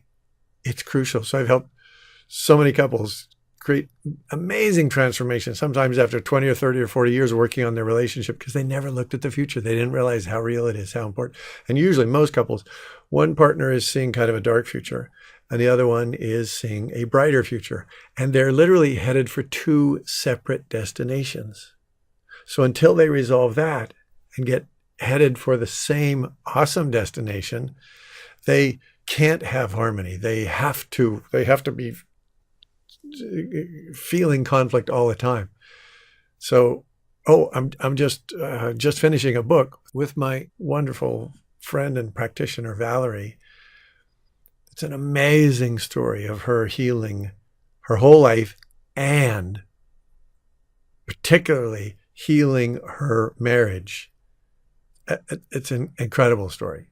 It's called From Agony to Ecstasy, because that's the story of her life. And she spent about 54 years in agony, from a very painful childhood and then a difficult adolescence and then physical, emotional, mental, and relationship problems that lasted all the way until she finally met me. She spent 39 years from the time she was 15 until she was 54 trying every healing modality she could, literally traveling the country and the world to look for healing techniques that would help her get out of pain and then be happy. None of them worked, even though she became a hypnotherapist and a journey work practitioner. And when she met me, she was still in agony. And within 3 weeks, her whole life changed.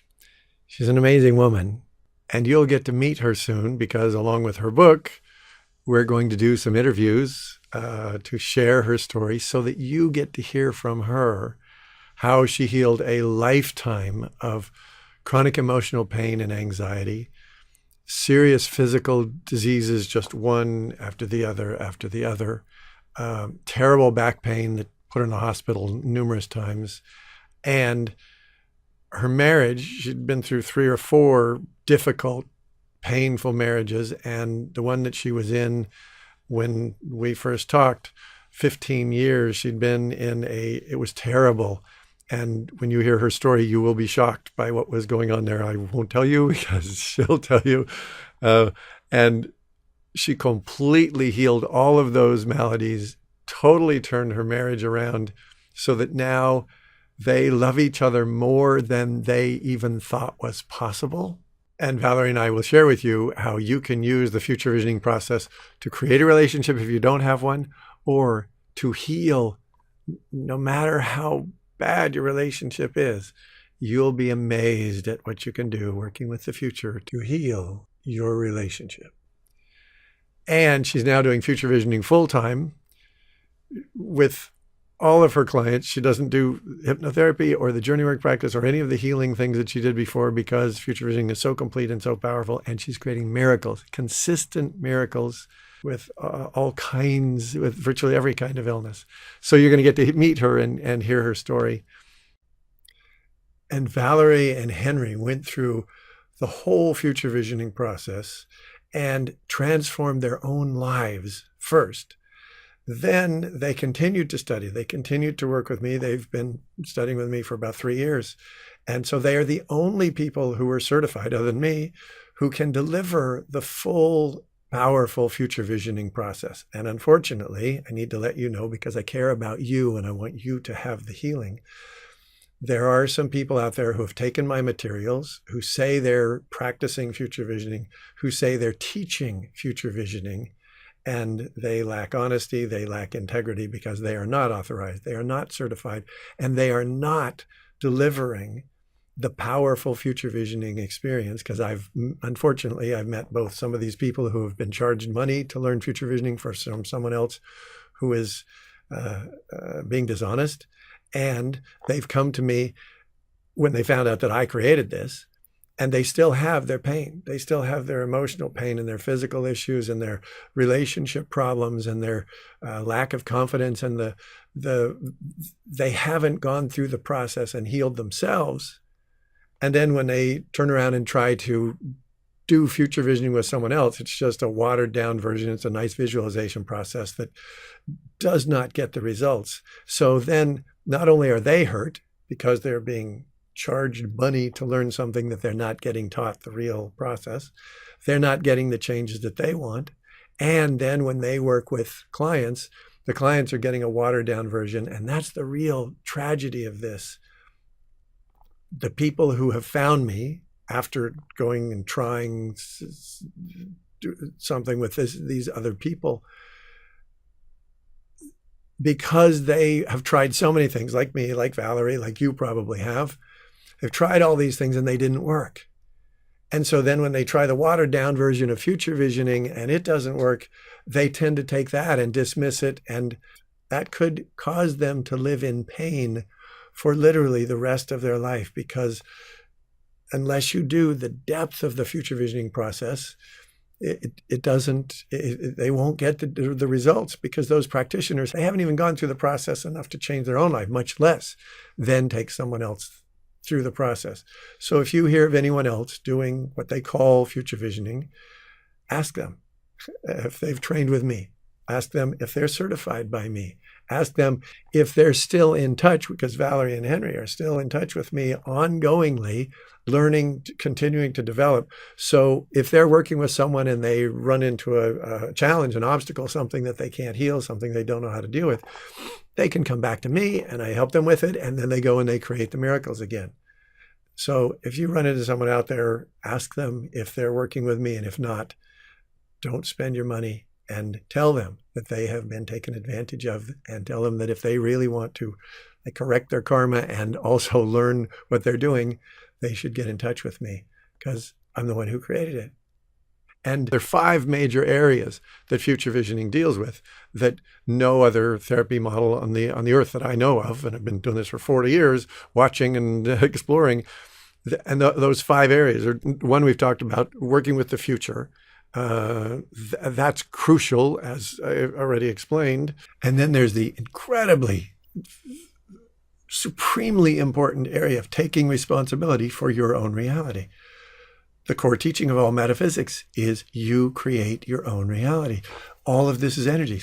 Metaphysics quantum physics has proven. It's all energy, and you create your movie. That's the number one teaching.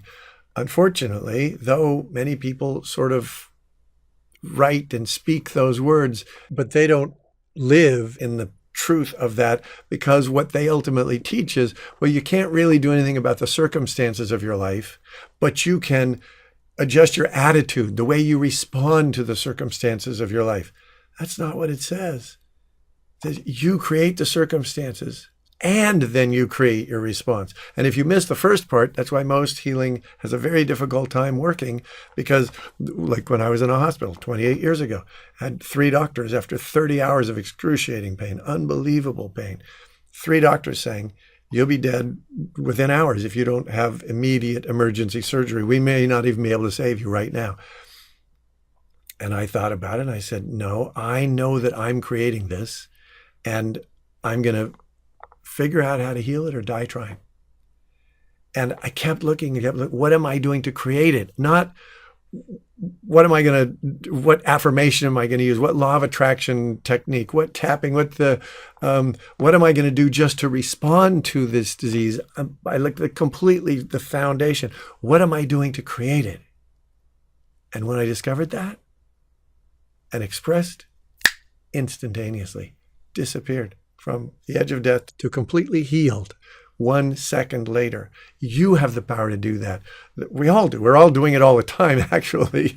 And just trying to respond with a positive attitude it's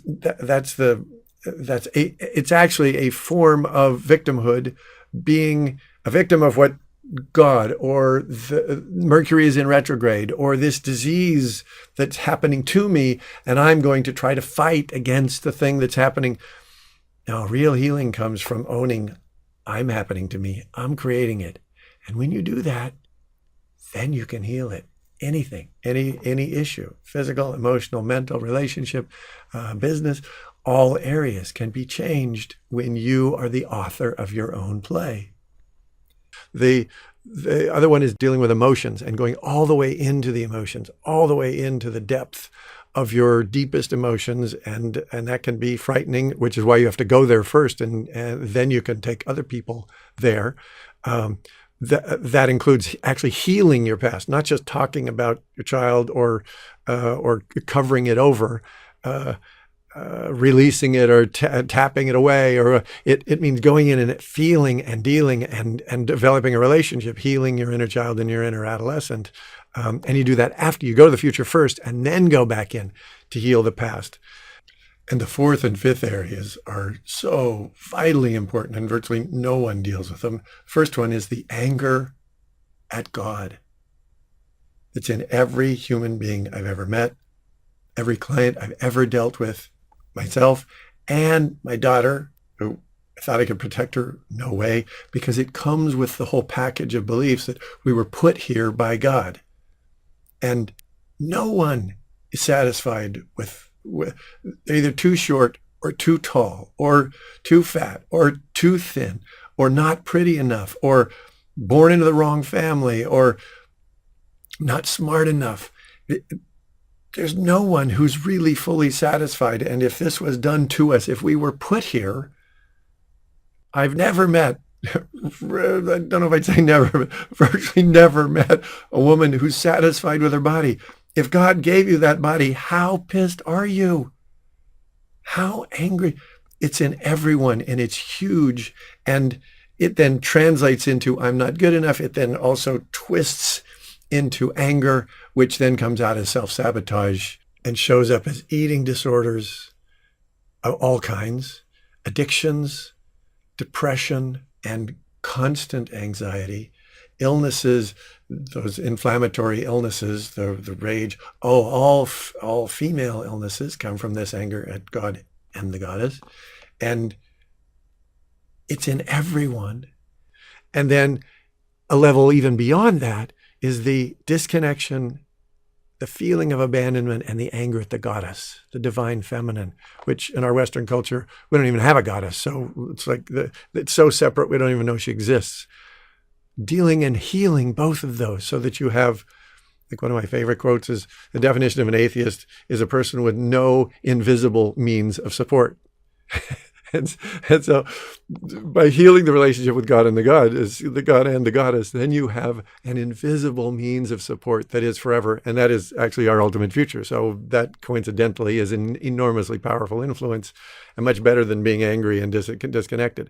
So those 5 areas, and there are actually 22 more areas where future visioning is different and unique than anything else. Some of them are similar to some of the things you might do in therapy or healing, but going into the depth of them is what's unique and about future visioning and necessary, critically necessary. And when I make comments about the positive thinking doesn't work, or the visualization helps but obviously hasn't healed, and there are hundreds of millions of people who are in pain now, right now, today in the world, who have tried those things. And when I say that those things don't work, I do it because that's what every single one of my clients has told me. They've tried all these things and it hasn't worked. And because I care more about them than I do about protecting an image of some particular healing process, every one of my clients feels guilty that they didn't meditate long enough. They didn't do enough affirmations. They didn't have a positive enough attitude. They didn't eat the perfect food, or all of the things that they've tried. They feel like they failed. So when I point out to them, no, you didn't fail. Those systems have serious flaws and they don't work for most people. And they go, oh, I've been feeling guilty for 10, 15, 20, 30 years. They've been trying all of those things, sometimes 40 years. So the reason I point out the shortcomings in those is to help you release the guilt, to help you understand why those things didn't work, and then to find the thing that does work so that you can heal yourself and get on with that awesome future that you deserve. So think about that. How many things have you tried in your healing and growth and expansion and the search for happiness and health? And how many things have you tried, and how do you honestly feel about the results that you've gotten? Pay attention to that. Be real, be honest with yourself, and go for the gusto. You deserve to have genuine healing. And you've continued searching, and I hope this is what you've been looking for. It certainly was for me, because I spent years back in the 70s. I studied rebirthing and healing and energetics and meditation and consciousness, and traveled India and went through all sorts of spiritual practices, and studied psychology and Reiki and breath and body work, and practiced all of those, and did that with clients, and did it with myself, and got some incredible experiences and some profound results. But it did not lead to the real complete healing, to quick and powerful transformation. And so I kept looking, and I stopped doing those things that I knew were partially effective, even though they were partially effective. But I kept looking and kept looking and kept searching. And then when I found Lazaris, and he started talking about the true power of metaphysics and the power of the future, and as I started to understand and integrate that, I realized there's a whole new model here that doesn't exist. And so it took me about 13 years to take in all the experiences that I did have, but then mostly to take in the wisdom from Lazaris and the understanding, and then to start working with the future and learning how, and literally creating how to work with the future, how to then work with the emotions, then work with the overall expansion of a being all the way into the spiritual realms. And so it took me years to literally create the future visioning process, because when I searched, it wasn't there. So I had to create it. what have you tried? What have you searched for?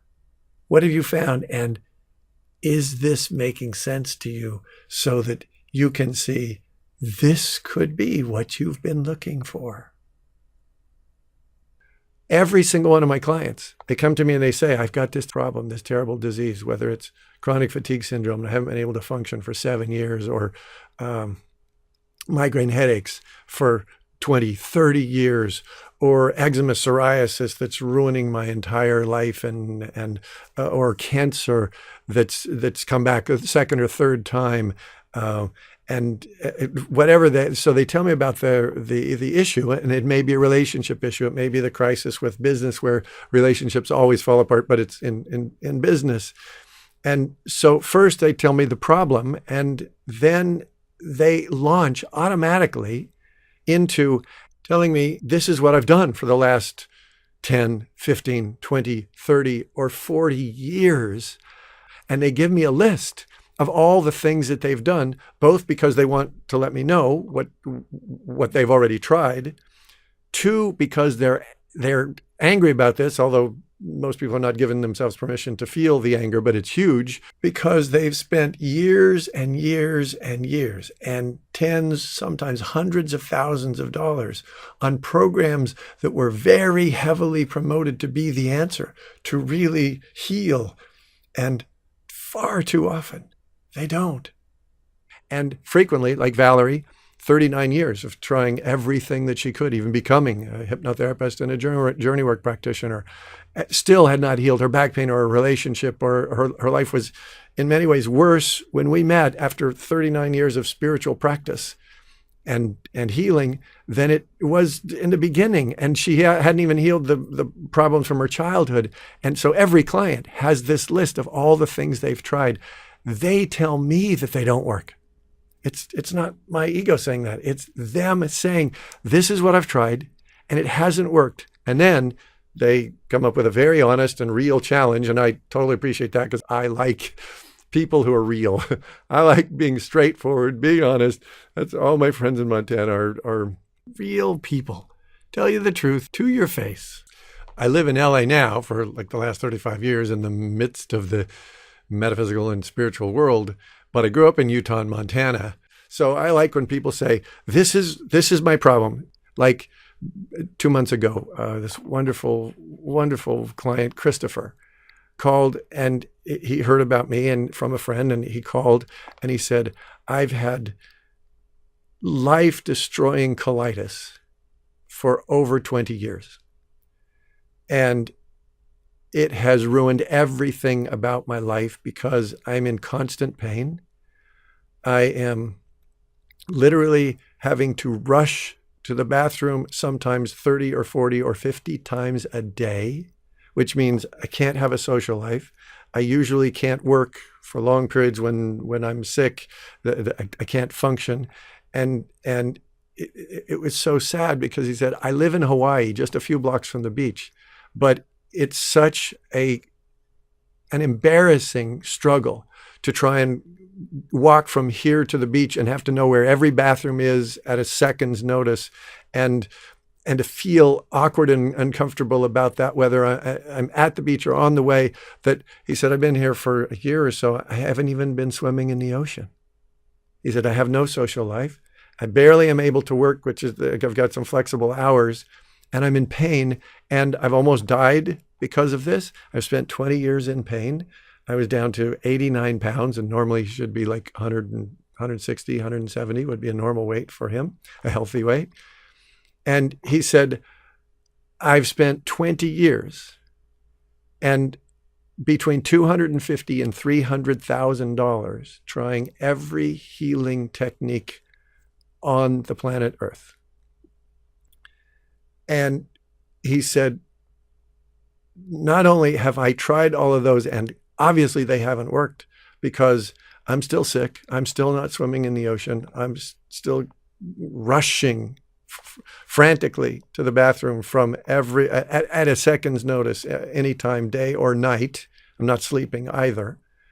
And having almost died, now he's put on some more weight but has no life. And so he asked me a very real and honest, and I appreciate honest, real question. He said, I've already spent close to $300,000 and 20 years, and nothing has worked. And I want to know if you do something different, because otherwise I'm not going to give you a dime unless what you do is dramatically different than all of the things all over the planet that I have searched out and tried. Unless you do something significantly different, I'm not going to waste another dime because I don't have it. I've spent more than my savings, more than everything I earn. It all goes into healing treatments, and I'm still in terrible pain and hopeless and angry. And if you do something different, I'm still searching for healing. I've been told by the doctors that I ultimately just have to give in and have them cut all my guts out. And I don't want to do that. And I've resisted for 20 years, but I'm on that hopeless verge of having to just have them take my whole insides out as the only solution. So almost every client I've ever dealt with has been like him, where particularly now, where they've spent 5, 10, 15, 20, 30 years. A lot of them are practitioners, and they've done the healing, like Valerie, hypnotherapists, have done all sorts of healing, and they're still in pain. So I've explored all of that too. So when someone like Christopher calls me and tells me all that he's been through, I can understand. I can relate to virtually everything that he's tried. Then when he says how sick he is, how sick he's been, I know that I have just a few minutes to literally save a life. The quality of his life and literally his survival is hanging in the balance. So I don't have time to be spiritually correct, and I got to be really honest and share with him everything that I can about why the things he's tried haven't worked, about how future visioning can work, and what he can do literally in that phone call. My goal is in that very first call, that very first connection with people, to give an experience that actually starts the healing, like with Laura. That's my goal. Let's start the healing today. So Christopher calls and challenges me, says, what do you do that's different? So I look at those 5 areas. How's your future? And he said, it's a disaster. I've been in pain for so many years. I don't even want to look at the future. It's just filled with pain. And I said, how do you deal with emotions? He said, no, not very well, because my childhood was very painful and emotionally dysfunctional, and I've been angry for all of these years. And I said, have you found what's inside of you? The reason that you've created this illness? He said, no, I've searched that. I've tried to overpower it with affirmations and treatments and tapping and herbs and vitamins and every health food regime on the planet, because it's intestinal. So everyone thinks it has to do with what you eat.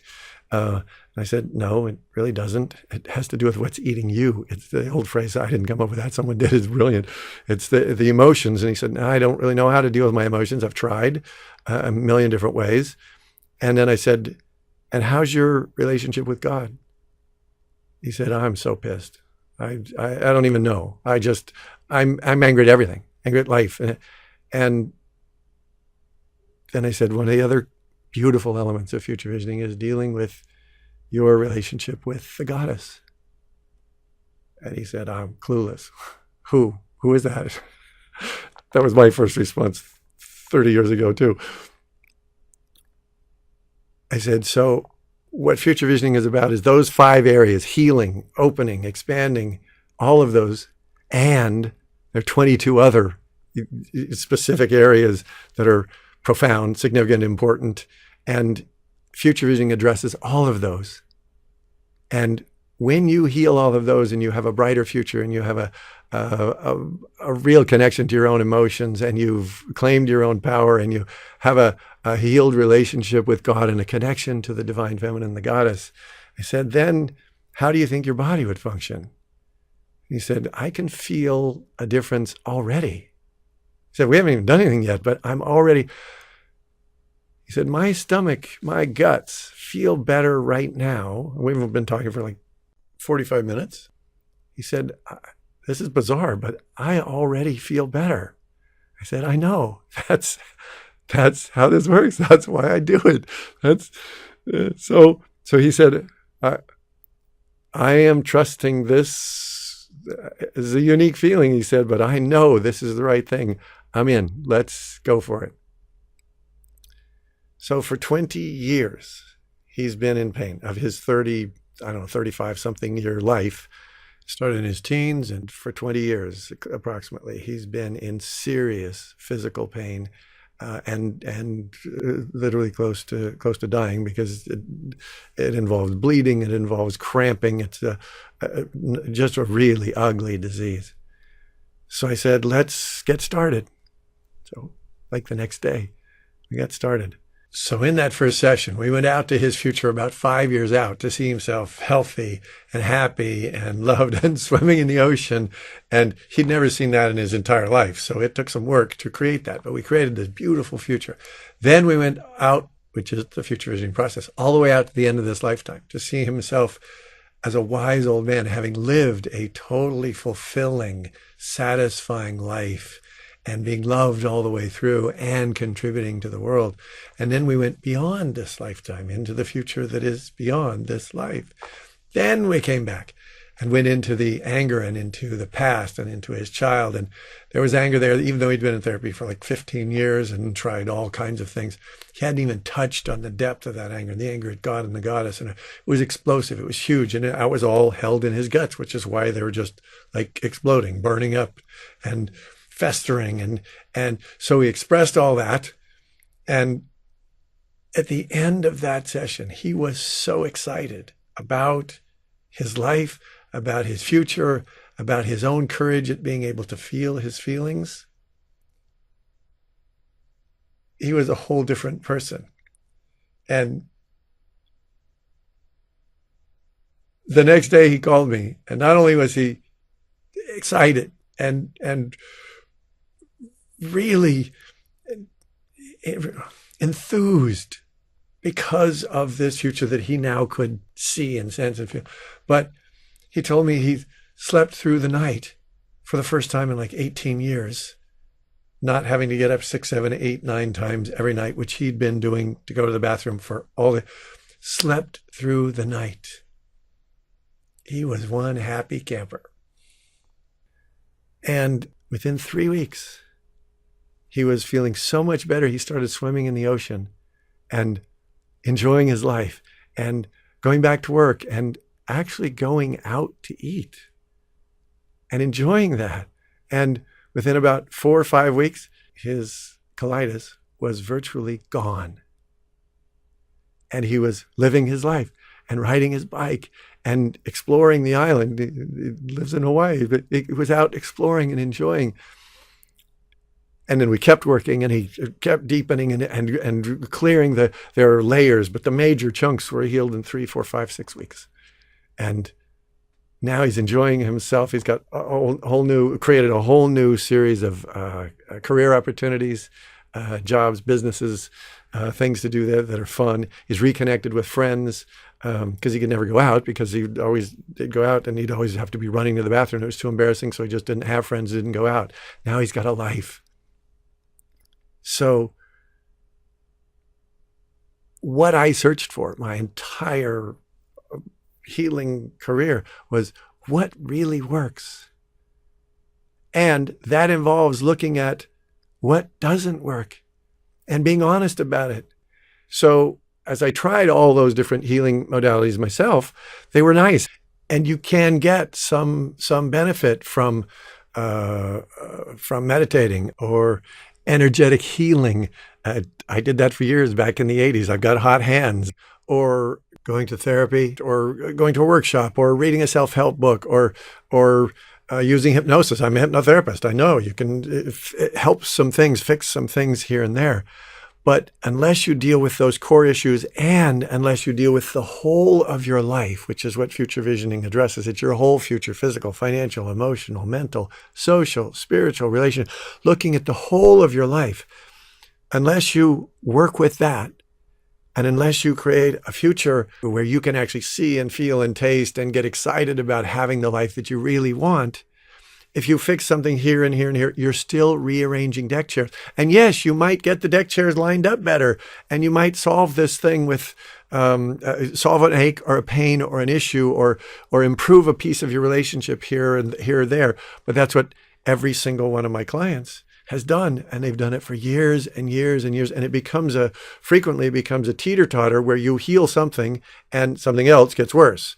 And then you go address this and your career gets better, but your weight problem gets worse. Or then you really focus on your relationship, but then your business deteriorates.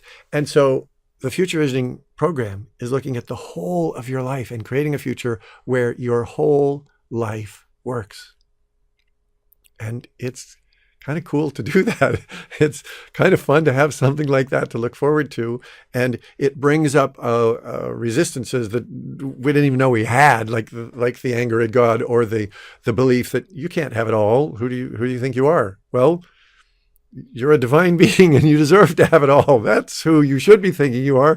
And so working with those things expands the whole game. And Christopher's a very smart guy. Incredible pain for too many years, but very smart. Valerie, very smart, and both of them very experienced. And they and my clients, every single one of my thousands of clients has asked very specific questions, like, why is future visioning different than hypnosis? Why is it different than journey work, for example, with Valerie? Why is it different than this Sedona releasing method? Or why is it different? Why is it any better than all of these things that either I've already done, or I'm thinking I could do those and they're easier, they're less expensive, I could just get a tape and do. And so I welcome those questions. Feel free, ask me. So I ask them, does it deal with your whole life, physical, financial, emotional, mental, relationship, spiritual, social? Does it deal with your whole life?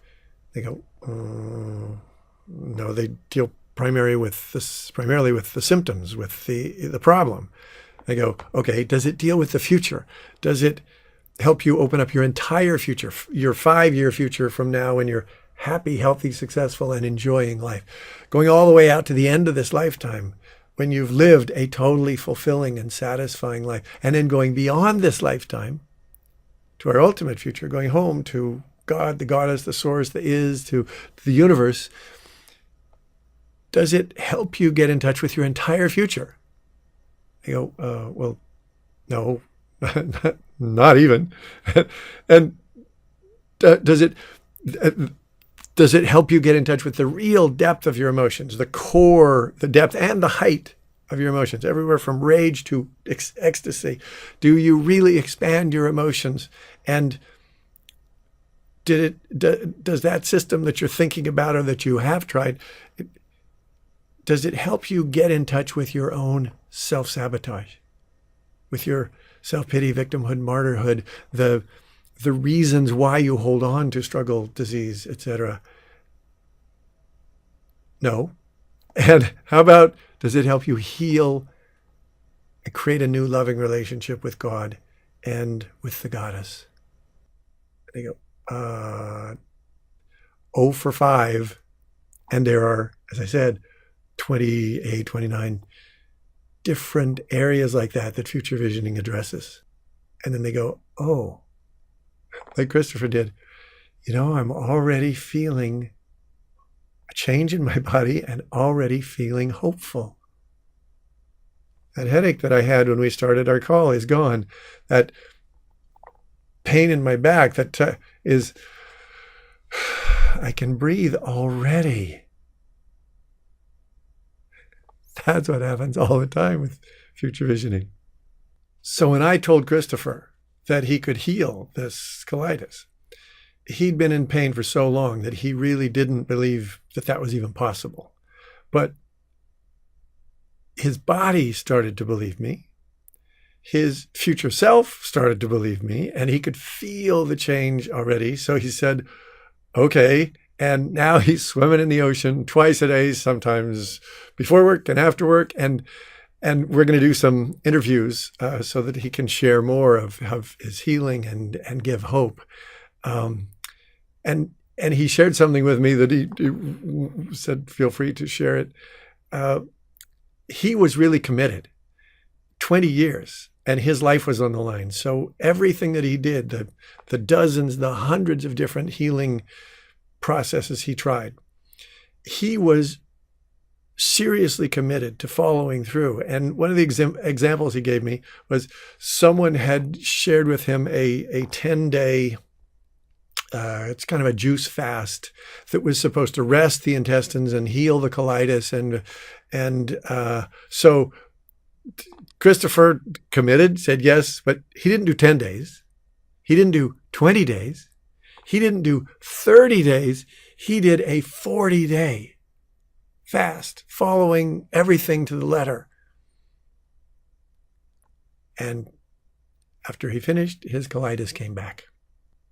So his trust in anything was severely lacking until he actually felt, right in our first phone call, he felt the difference. And all those things he tried, dozens of techniques, $300,000, and in, how many fingers am I? About 6 weeks.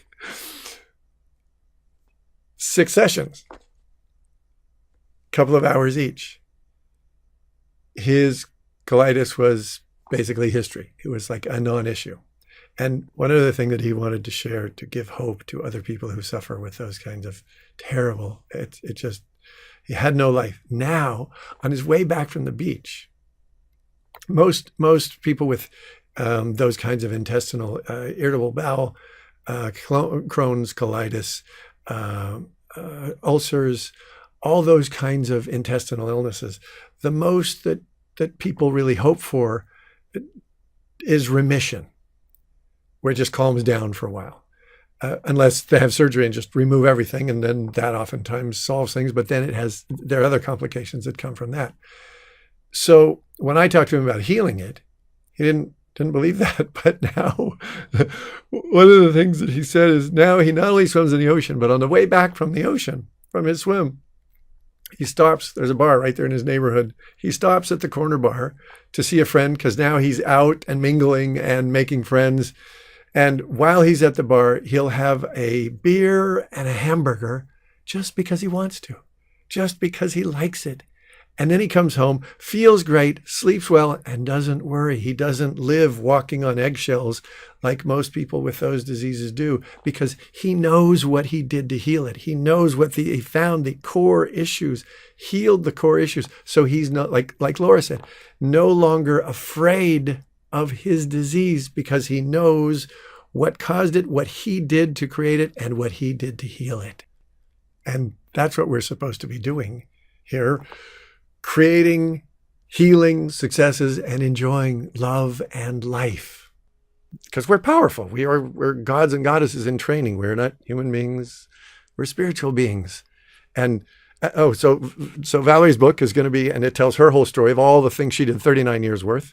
Then it tells the things that we did and gives some detail about what we did. So you'll be able to read it and actually see these are the steps. And we've had people read her book and the other book, The Goddess Cure. We've had people read those and start healing just by reading them, because they all of a sudden get the whole picture of how reality works and the dynamics of how reality works. And so her book will be ready soon. So if you're on the website, sign up for the mailing list, and I'll let you know when the book is ready, or send me an email. And also sign up for the subscribe if you're on YouTube, because I'm going to be doing a series of videos talking about all the different illnesses and issues that I've helped people heal, and giving you specifics about how you can heal those. And I'd love to share that information with you. You can get in touch with me and work on your specific issue, or let me know what you want me to talk about all kinds of illnesses, from migraines to menopause, and everything in between, let me know. And spend some time thinking about your future. Write down that idea, the future creates the present. And the whole quote is, the future creates the present against the backdrop of the past. The past is just a backdrop. It's just a backstory. Out to the future, back to the past. Out to the future, back to the past. Our brain is doing that all day, all night. That's the key to insomnia right there. We're always relating to the future, whether we know it or not. And Lazaris explained this, and it made so much sense to me because I had been focusing mostly on just being in the moment, relating to the past, but really focusing here. But then I realized, oh, this is the playing field. It's all of this, all the time.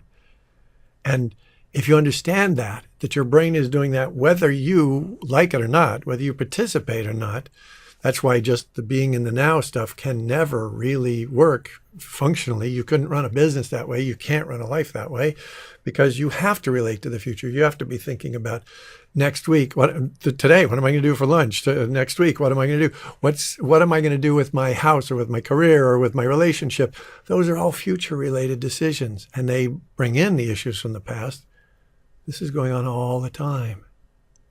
Sometimes the brain does that in a second. I'll explain that again in another tape, go in more detail with that. But sometimes it's in a second. Sometimes you do like year long, where you're sort of doing your New Year's resolutions. You're looking out to the future and then kind of living it and relating to all this stuff in the past, then coming back. So this can be really short, really brief, really fast, or long, a whole lifetime. How about many lifetimes? How about your whole spiritual journey?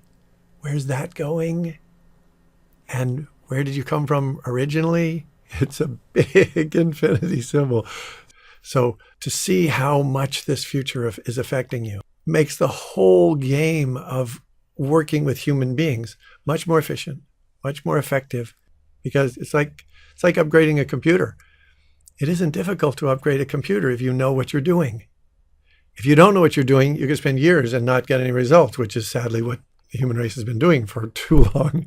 If you do know what to change and how to change it, which is what I put together with all of the 30, 40 years of exploring this stuff, so that my clients now accomplish some things that I took 8 or 10 or 12 years to accomplish in my own life and my own process.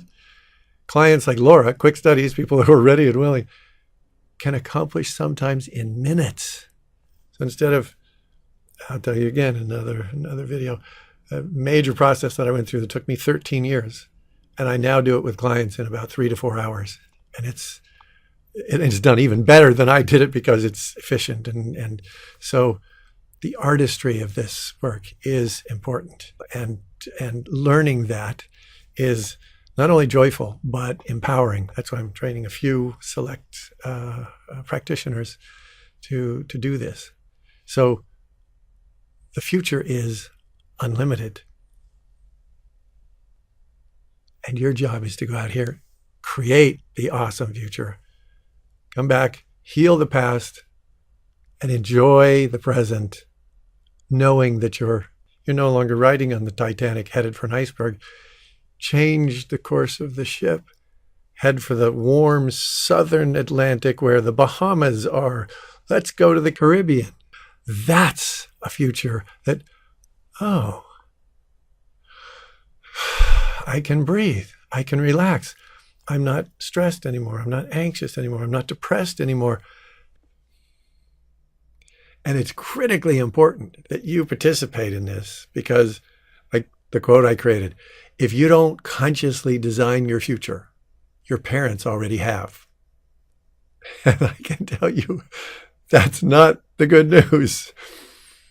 Even if they were loving and benevolent, you don't want them designing your future. You came here to design and create your own future. As you connect to the future that you want, and then come back and heal the past, then the future can open up, just like it did for Laura and her whole life chain, like it did for Valerie and Henry. He struggled with alcoholism for close to 40 years. in and out of AA, half a dozen, no, maybe 3 different times. And it was all Band-Aids. At first seemed helpful, but then just a source of frustration and guilt. And like, there's something wrong with me. I have a disease that, no, you don't. You have a future that sucks. Once he saw that, his whole life changed, and he stopped his 30-year struggle with alcoholism, stopped his 30-year struggle with Alcoholics Anonymous, and stopped his 30-year struggle with anger and frustration, which was because of, or the cause of his alcoholism and a result of his interacting with the 12-step process, which is frustrating because it doesn't work. It literally, you look up the research, it fails 95 to 100% of the time, even though there are all those 12-step programs out there. But so he was frustrated with that for 40 years. Then he called me because after all those years of drinking and then all the sober years in AA, and then he did years and years of therapy, healing, he became a journey work practitioner, and he was miserable. He was suicidal. He didn't want to live anymore. And I said, well, that's because your future sucks. And he goes, oh my God, you're right. I have nothing to look forward to. And except for more years of being powerless, which is a giant lie, because it contradicts both the human experience as well as the spiritual truth that we are divine, made of God, goddess beings, not made by God, made of God, made of the goddess. That's the truth. We are powerful, as Marianne Williamson said, beyond measure. That's the truth. And so when I said to Henry, of course you're frustrated with the 12 steps. It fails most of the time, and it teaches you that you're powerless. And he said, I never felt comfortable saying that. All the years I've been in there, I still, because it's not true. He said, that's right, but I don't know what else to do. So he started working on his future, started working on his emotions, and he's changed his whole life. Has a new love, a new relationship. He's traveling and enjoying his life. He's doing now, he's been with me for 3 years, so he's doing future visioning with clients also because he wants to help, and he knows that there is a way out now that's not through being a diseased, powerless addict, but being a powerful and spiritual creator. And he's loving his life. That's the way life is supposed to be. And if you know anybody who's dealing with addiction, you not only need to share this video with them, but there's another video where Henry and I did an interview that was just extraordinary. We thought it would be a few minutes sort of, and it turned out to be a truly unique, never before explored journey of awakening from the disempowerment of the 12 steps to the empowerment of future visioning and the complete healing. His addiction is not even an issue in his life anymore. It's gone. It's no longer an issue. And that video is something that you should see, and anyone you know who has any kind of an addiction problem should watch that as well. So Laura and Henry and Valerie and thousands of other clients have healed everything, every illness, every kind of malady, and created magic, created miracles. So if you're in any kind of healing arts practice, a psychologist or a psychiatrist or a therapist or a healer or a life coach or even a massage practitioner or a chiropractor, you really should come and check this out because it will make your work easier and faster and much more satisfying. There are a lot of good people who are in the helping professions wanting to help, but the frustration is enormous. Valerie, 39 years, she had studied virtually every form of consciousness and healing. 10 years as a full-time hypnotherapist and journey work practitioner, and was not able to heal herself, which was enormously painful and frustrating. But then she saw her clients continue to struggle. They got some help, they got some benefit, but I need to tell you a profound, painful, but then inspiring story. a few months before Valerie heard me doing the teleseminar where we connected, she had a client, a wonderful man with a good heart, but a very serious, painful life and an addiction problem, alcohol and drugs. He had a wife and 2 kids, 11 and 14, and had struggled with his addiction for years, all of his adult life. And he heard about Valerie, about the journey work. It's more emotional, supposed to be more healing. So he came to her, and he was an ideal client. He was willing to participate. He did the processes when they were working together. He did the homework if she suggested things for him to write about or read or whatever. And at first it was good. They were both excited, and they felt the connection. They felt the movement, but as was true with most of her clients, and sadly most clients in the world, the initial enthusiasm creates some change and some hope, but then the actual process doesn't lead to the healing. So that happened. His work, though he was willing to participate, she did it by the book. She did every technique that she had been taught, every process that was supposed to create the healing, and it helped a little bit, and then the growth stopped. The results just kind of petered out. And they both said, well, we've done everything, and we've even done it twice, and just doing it a third or fourth time, going through the same thing, is not going to make a difference. So we've pretty much done all there is. And the most frustrating and saddest and painful aspect of the whole experience was Valerie wasn't just a practitioner. She was a hypnotherapist and a journey work practitioner and trainer. She was the authority that others came to get help when they had a problem. And she didn't have the answer. She asked the other trainers and the people in the top of the organizations around her, and they just suggested, we'll do the process again. She'd already done that and knew that wasn't working. And she didn't know me. None of those people knew about the future. So she couldn't find the answer. So they agreed, and he stopped working with her. A few months after that, she heard from a friend, he died of an overdose. His wife no longer has a husband. His children no longer have a father. And Valerie was devastated, as of course you can understand, anyone would be. She had done everything by the book, everything the way it was supposed to be done, and he was willing. And he was no longer there. So when she heard about me in the teleseminar that I was, she almost didn't want to listen anymore. She was just 39 years of frustration.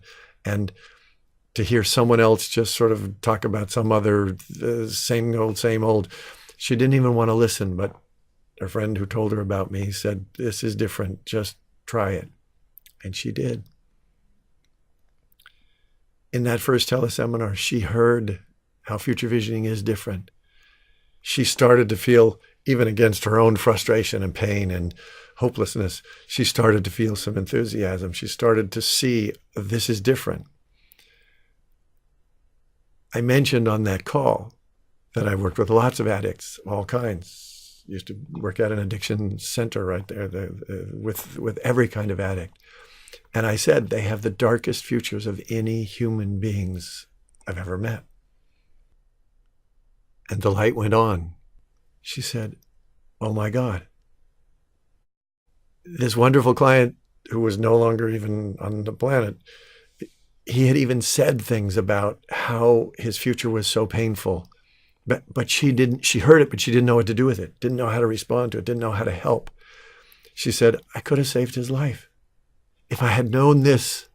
So the very next day, she started talking to her clients about their future, just from the stuff I talked about on the teleseminar. She started talking with her clients about the future, and she saw a sparkle, an aliveness, a hope start. So she called me and she said, I already feel different.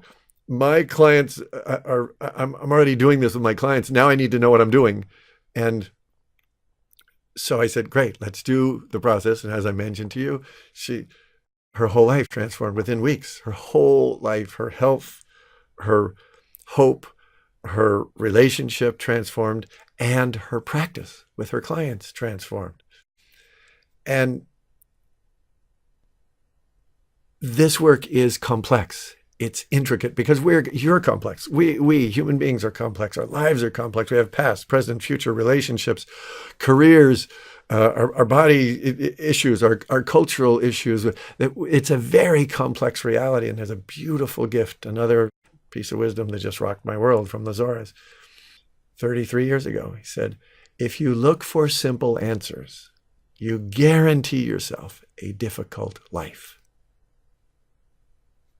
You're going to want to go back and listen to this and write it down. Think about that one for 30 or 40 years also, which I've done. It's amazing.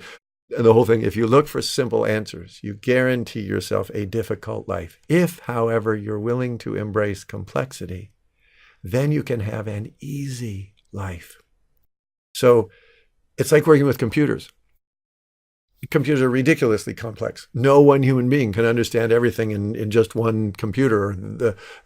But the complexity is so beautiful when it's addressed appropriately and worked with, that we can do this. I can record this here on my own computer. I can send it. You can watch it on YouTube or on the website and you can learn. You can change your life, and it can be across the planet. And the complexity is staggering.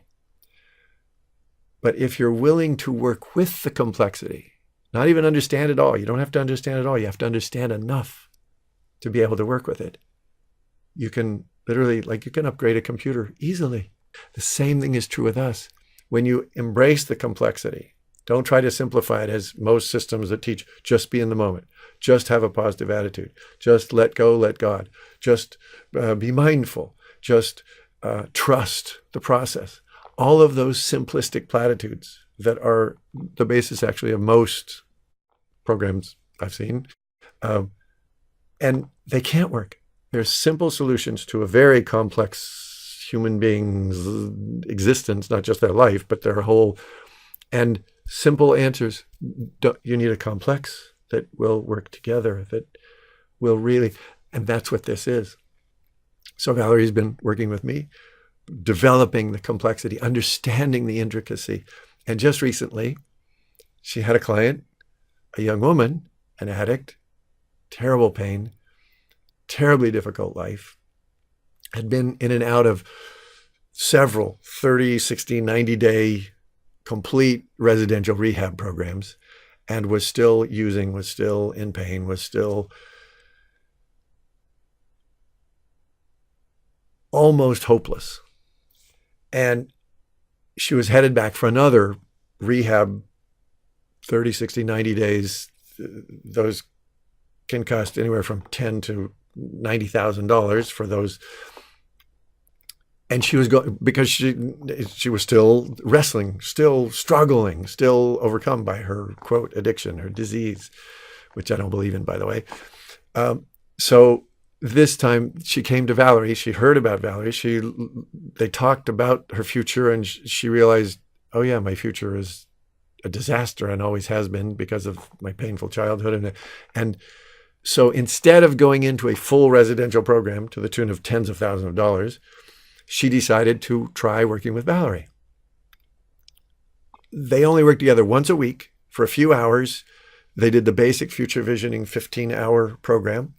So 6-7 weeks, a couple hours each week. They worked on the whole FutureVisioning process. By the end of about the 6 weeks, her addiction was gone. It was like a non-issue. She was back in her life, entering and participating now with her future, living her life and enjoying. And the battle, the struggle with the addiction was literally left in the dust, left in the past.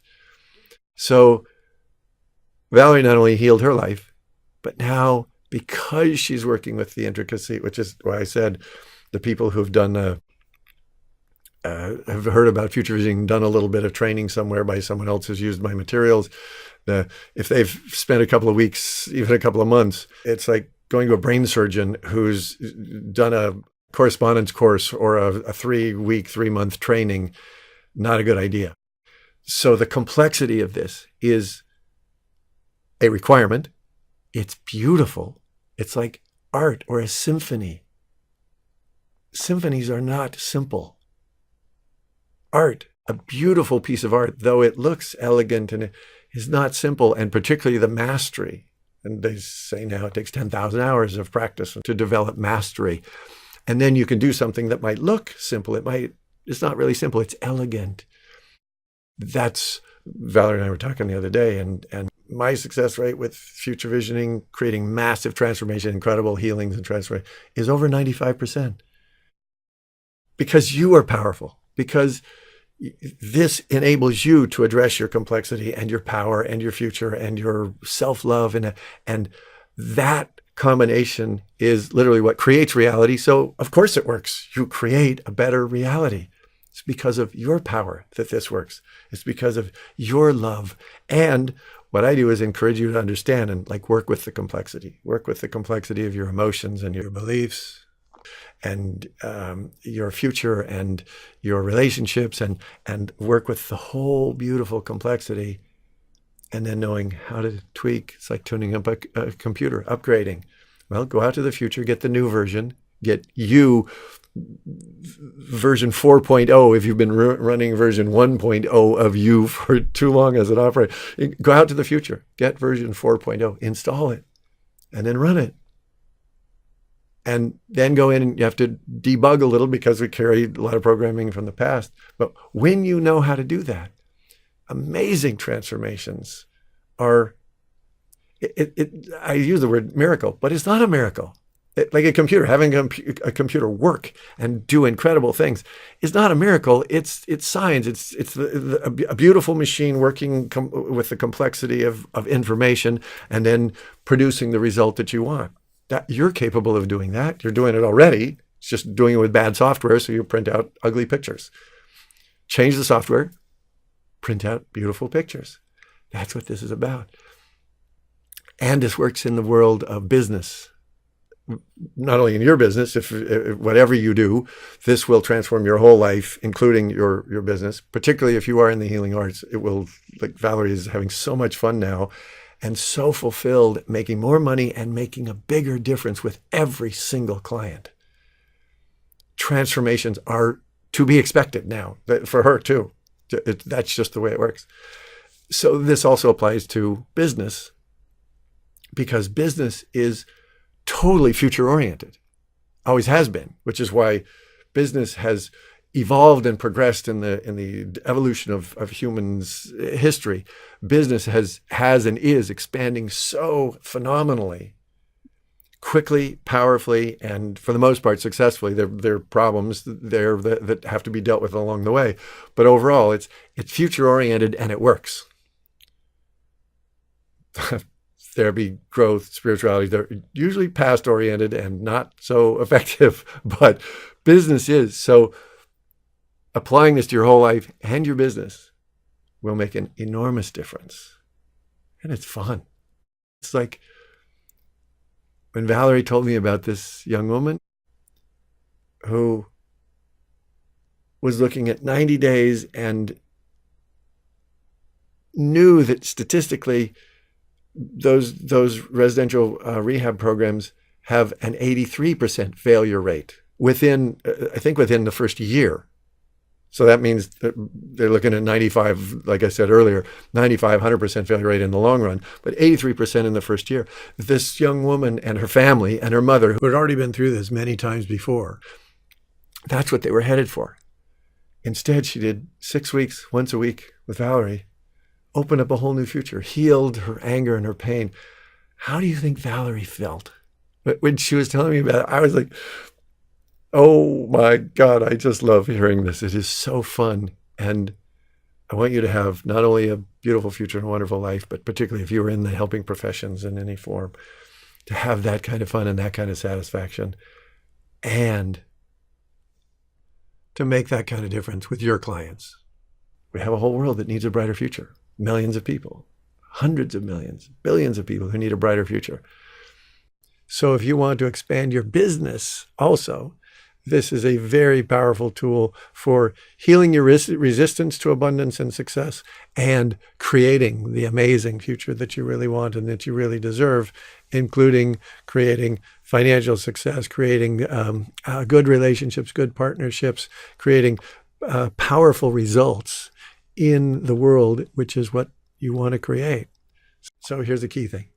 The happiest, healthiest, most successful people in the world, the ones that Stephen Covey studied for his book, The 7 Habits of Highly Effective People. And I found this to be true with every single one of the really happy, healthy, successful clients and friends and people that I've met. In the 7 habits, the first habit was be proactive, like do something, which is kind of a no-brainer. But the second habit is the one that's really profound. Habit number 2 in the 7 habits of highly effective people is begin with the end in mind. Begin with the future. That's how our brain works all the time. That's how our heart works. It's reaching out for the love, for the joy, and that's how we need to work. And once you learn how to do that, to work with the future, that's the key to successful people. Oprah and Richard Branson and Jack Canfield and Mark Victor Hansen. When you look at the really happy, healthy, successful people on the planet who are also making a huge difference in the world, they are connected to the future. And usually they've been that way ever since they were young. Oftentimes they don't even know they're doing it because it's just natural. It's like explaining water to a fish. They don't know anything different. For me, I wasn't future-oriented that way, so I had to learn this, which is one of the reasons I'm good at teaching it, because I had to learn it myself. And then I can point out to people who don't connect to the future like Laura, or people who are stuck with a dark future, how to heal that. And then successful people, I can point out to them, this is what you're doing. And if you help the people around you, your spouse, your children, your friends, the people who work for you, if you help them see a brighter future, and I do work with organizations where I help to get everyone in the organization seeing a bright future, because 90%, 97% of the population cannot see a bright future. That means 97% of the people who are working in your company, whether you have 2 employees or 2 million employees, cannot really see their own life working out. How much does that affect what they do every day at your company? It affects it a lot, I'll tell you. As I've worked with organizations. What if all of those people were excited about their own future and excited about your corporate future? Oh, that's a whole new ballgame, and it's a lot of fun and very powerful. So this works for everyone, whether it's healing, whether it's improving your relationship, improving your family, or improving your business, and expanding your spirituality, which is you being the magnificent spiritual being who, as the old quote says, we're not human beings having a spiritual experience. We are spiritual beings having a human experience. That's who you really are. A beautiful, powerful, unlimited spiritual being. And you have the power to create an awesome future. And I'd love to help you do that. On my website at futurevisioning.com, there on the free materials page, there's a set of worksheets that help you to design your ideal future. And there's also some other cool things like a 3-minute meditation that you can use, and you can download it to your desktop and just click on it anytime and connect with your ideal future, with your awesome future. And my first book, The Goddess Cure, which is an amazing story about my wonderful client Melinda, who suffered with horrible PMS for 26 years, 2 to 3 weeks every month for 26 years. Then she came to me, 3 sessions, we completely healed her PMS. And then just a few months after that, it's also in the book, my daughter Rachel, who was 11 at the time and just started to get her periods and just started to get PMS, 1 session talking to her about Melinda's story completely healed her PMS, so she never had it. And then the other wonderful part about the depth of the healing was when Melinda went into menopause, it was a non-issue. It was just smooth, easy, no symptoms, no hot flashes, graceful, the way it should be. And so the Goddess Cure is about healing all female illnesses because they're all rooted in the disconnection from the divine feminine. And so that's on the website also. So give me a call. My information will be there, the phone number and the email, and the website is futurevisioning.com. Let's set up a time to talk, to do that discovery session, and to literally discover your most magnificent future.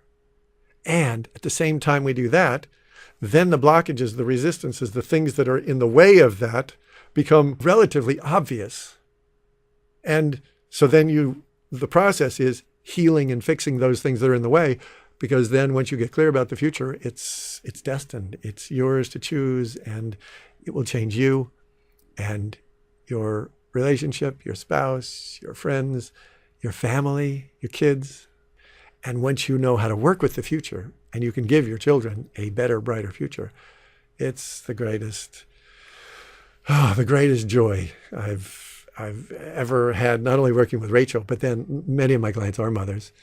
And not only do they change their lives, but then they start working with and talking with their children and help their children to have brighter futures.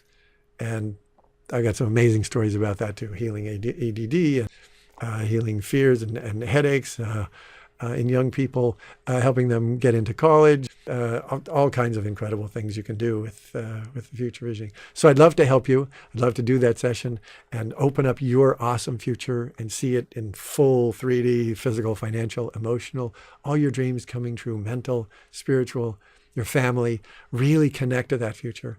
So however we connect, whenever we connect, I would love to support you, creating your awesome future, and then helping those around you to create their awesome future, and then ultimately to help the whole world to create an awesome future, because that's what we're here to do, and that's what we can do. It is within our power now to create a world that works for everyone. And it starts by creating an awesome future for you and those you love. So let's be in touch, and thank you for taking the time to look at this, to explore this. And remember, you are a powerful spiritual being. You can create your future. Doorway number 5 is always open. The magic, the miracles, the fun are waiting. Your future self is waiting to meet you. So let's get together and go meet your awesome future self. Thanks. I look forward to connecting.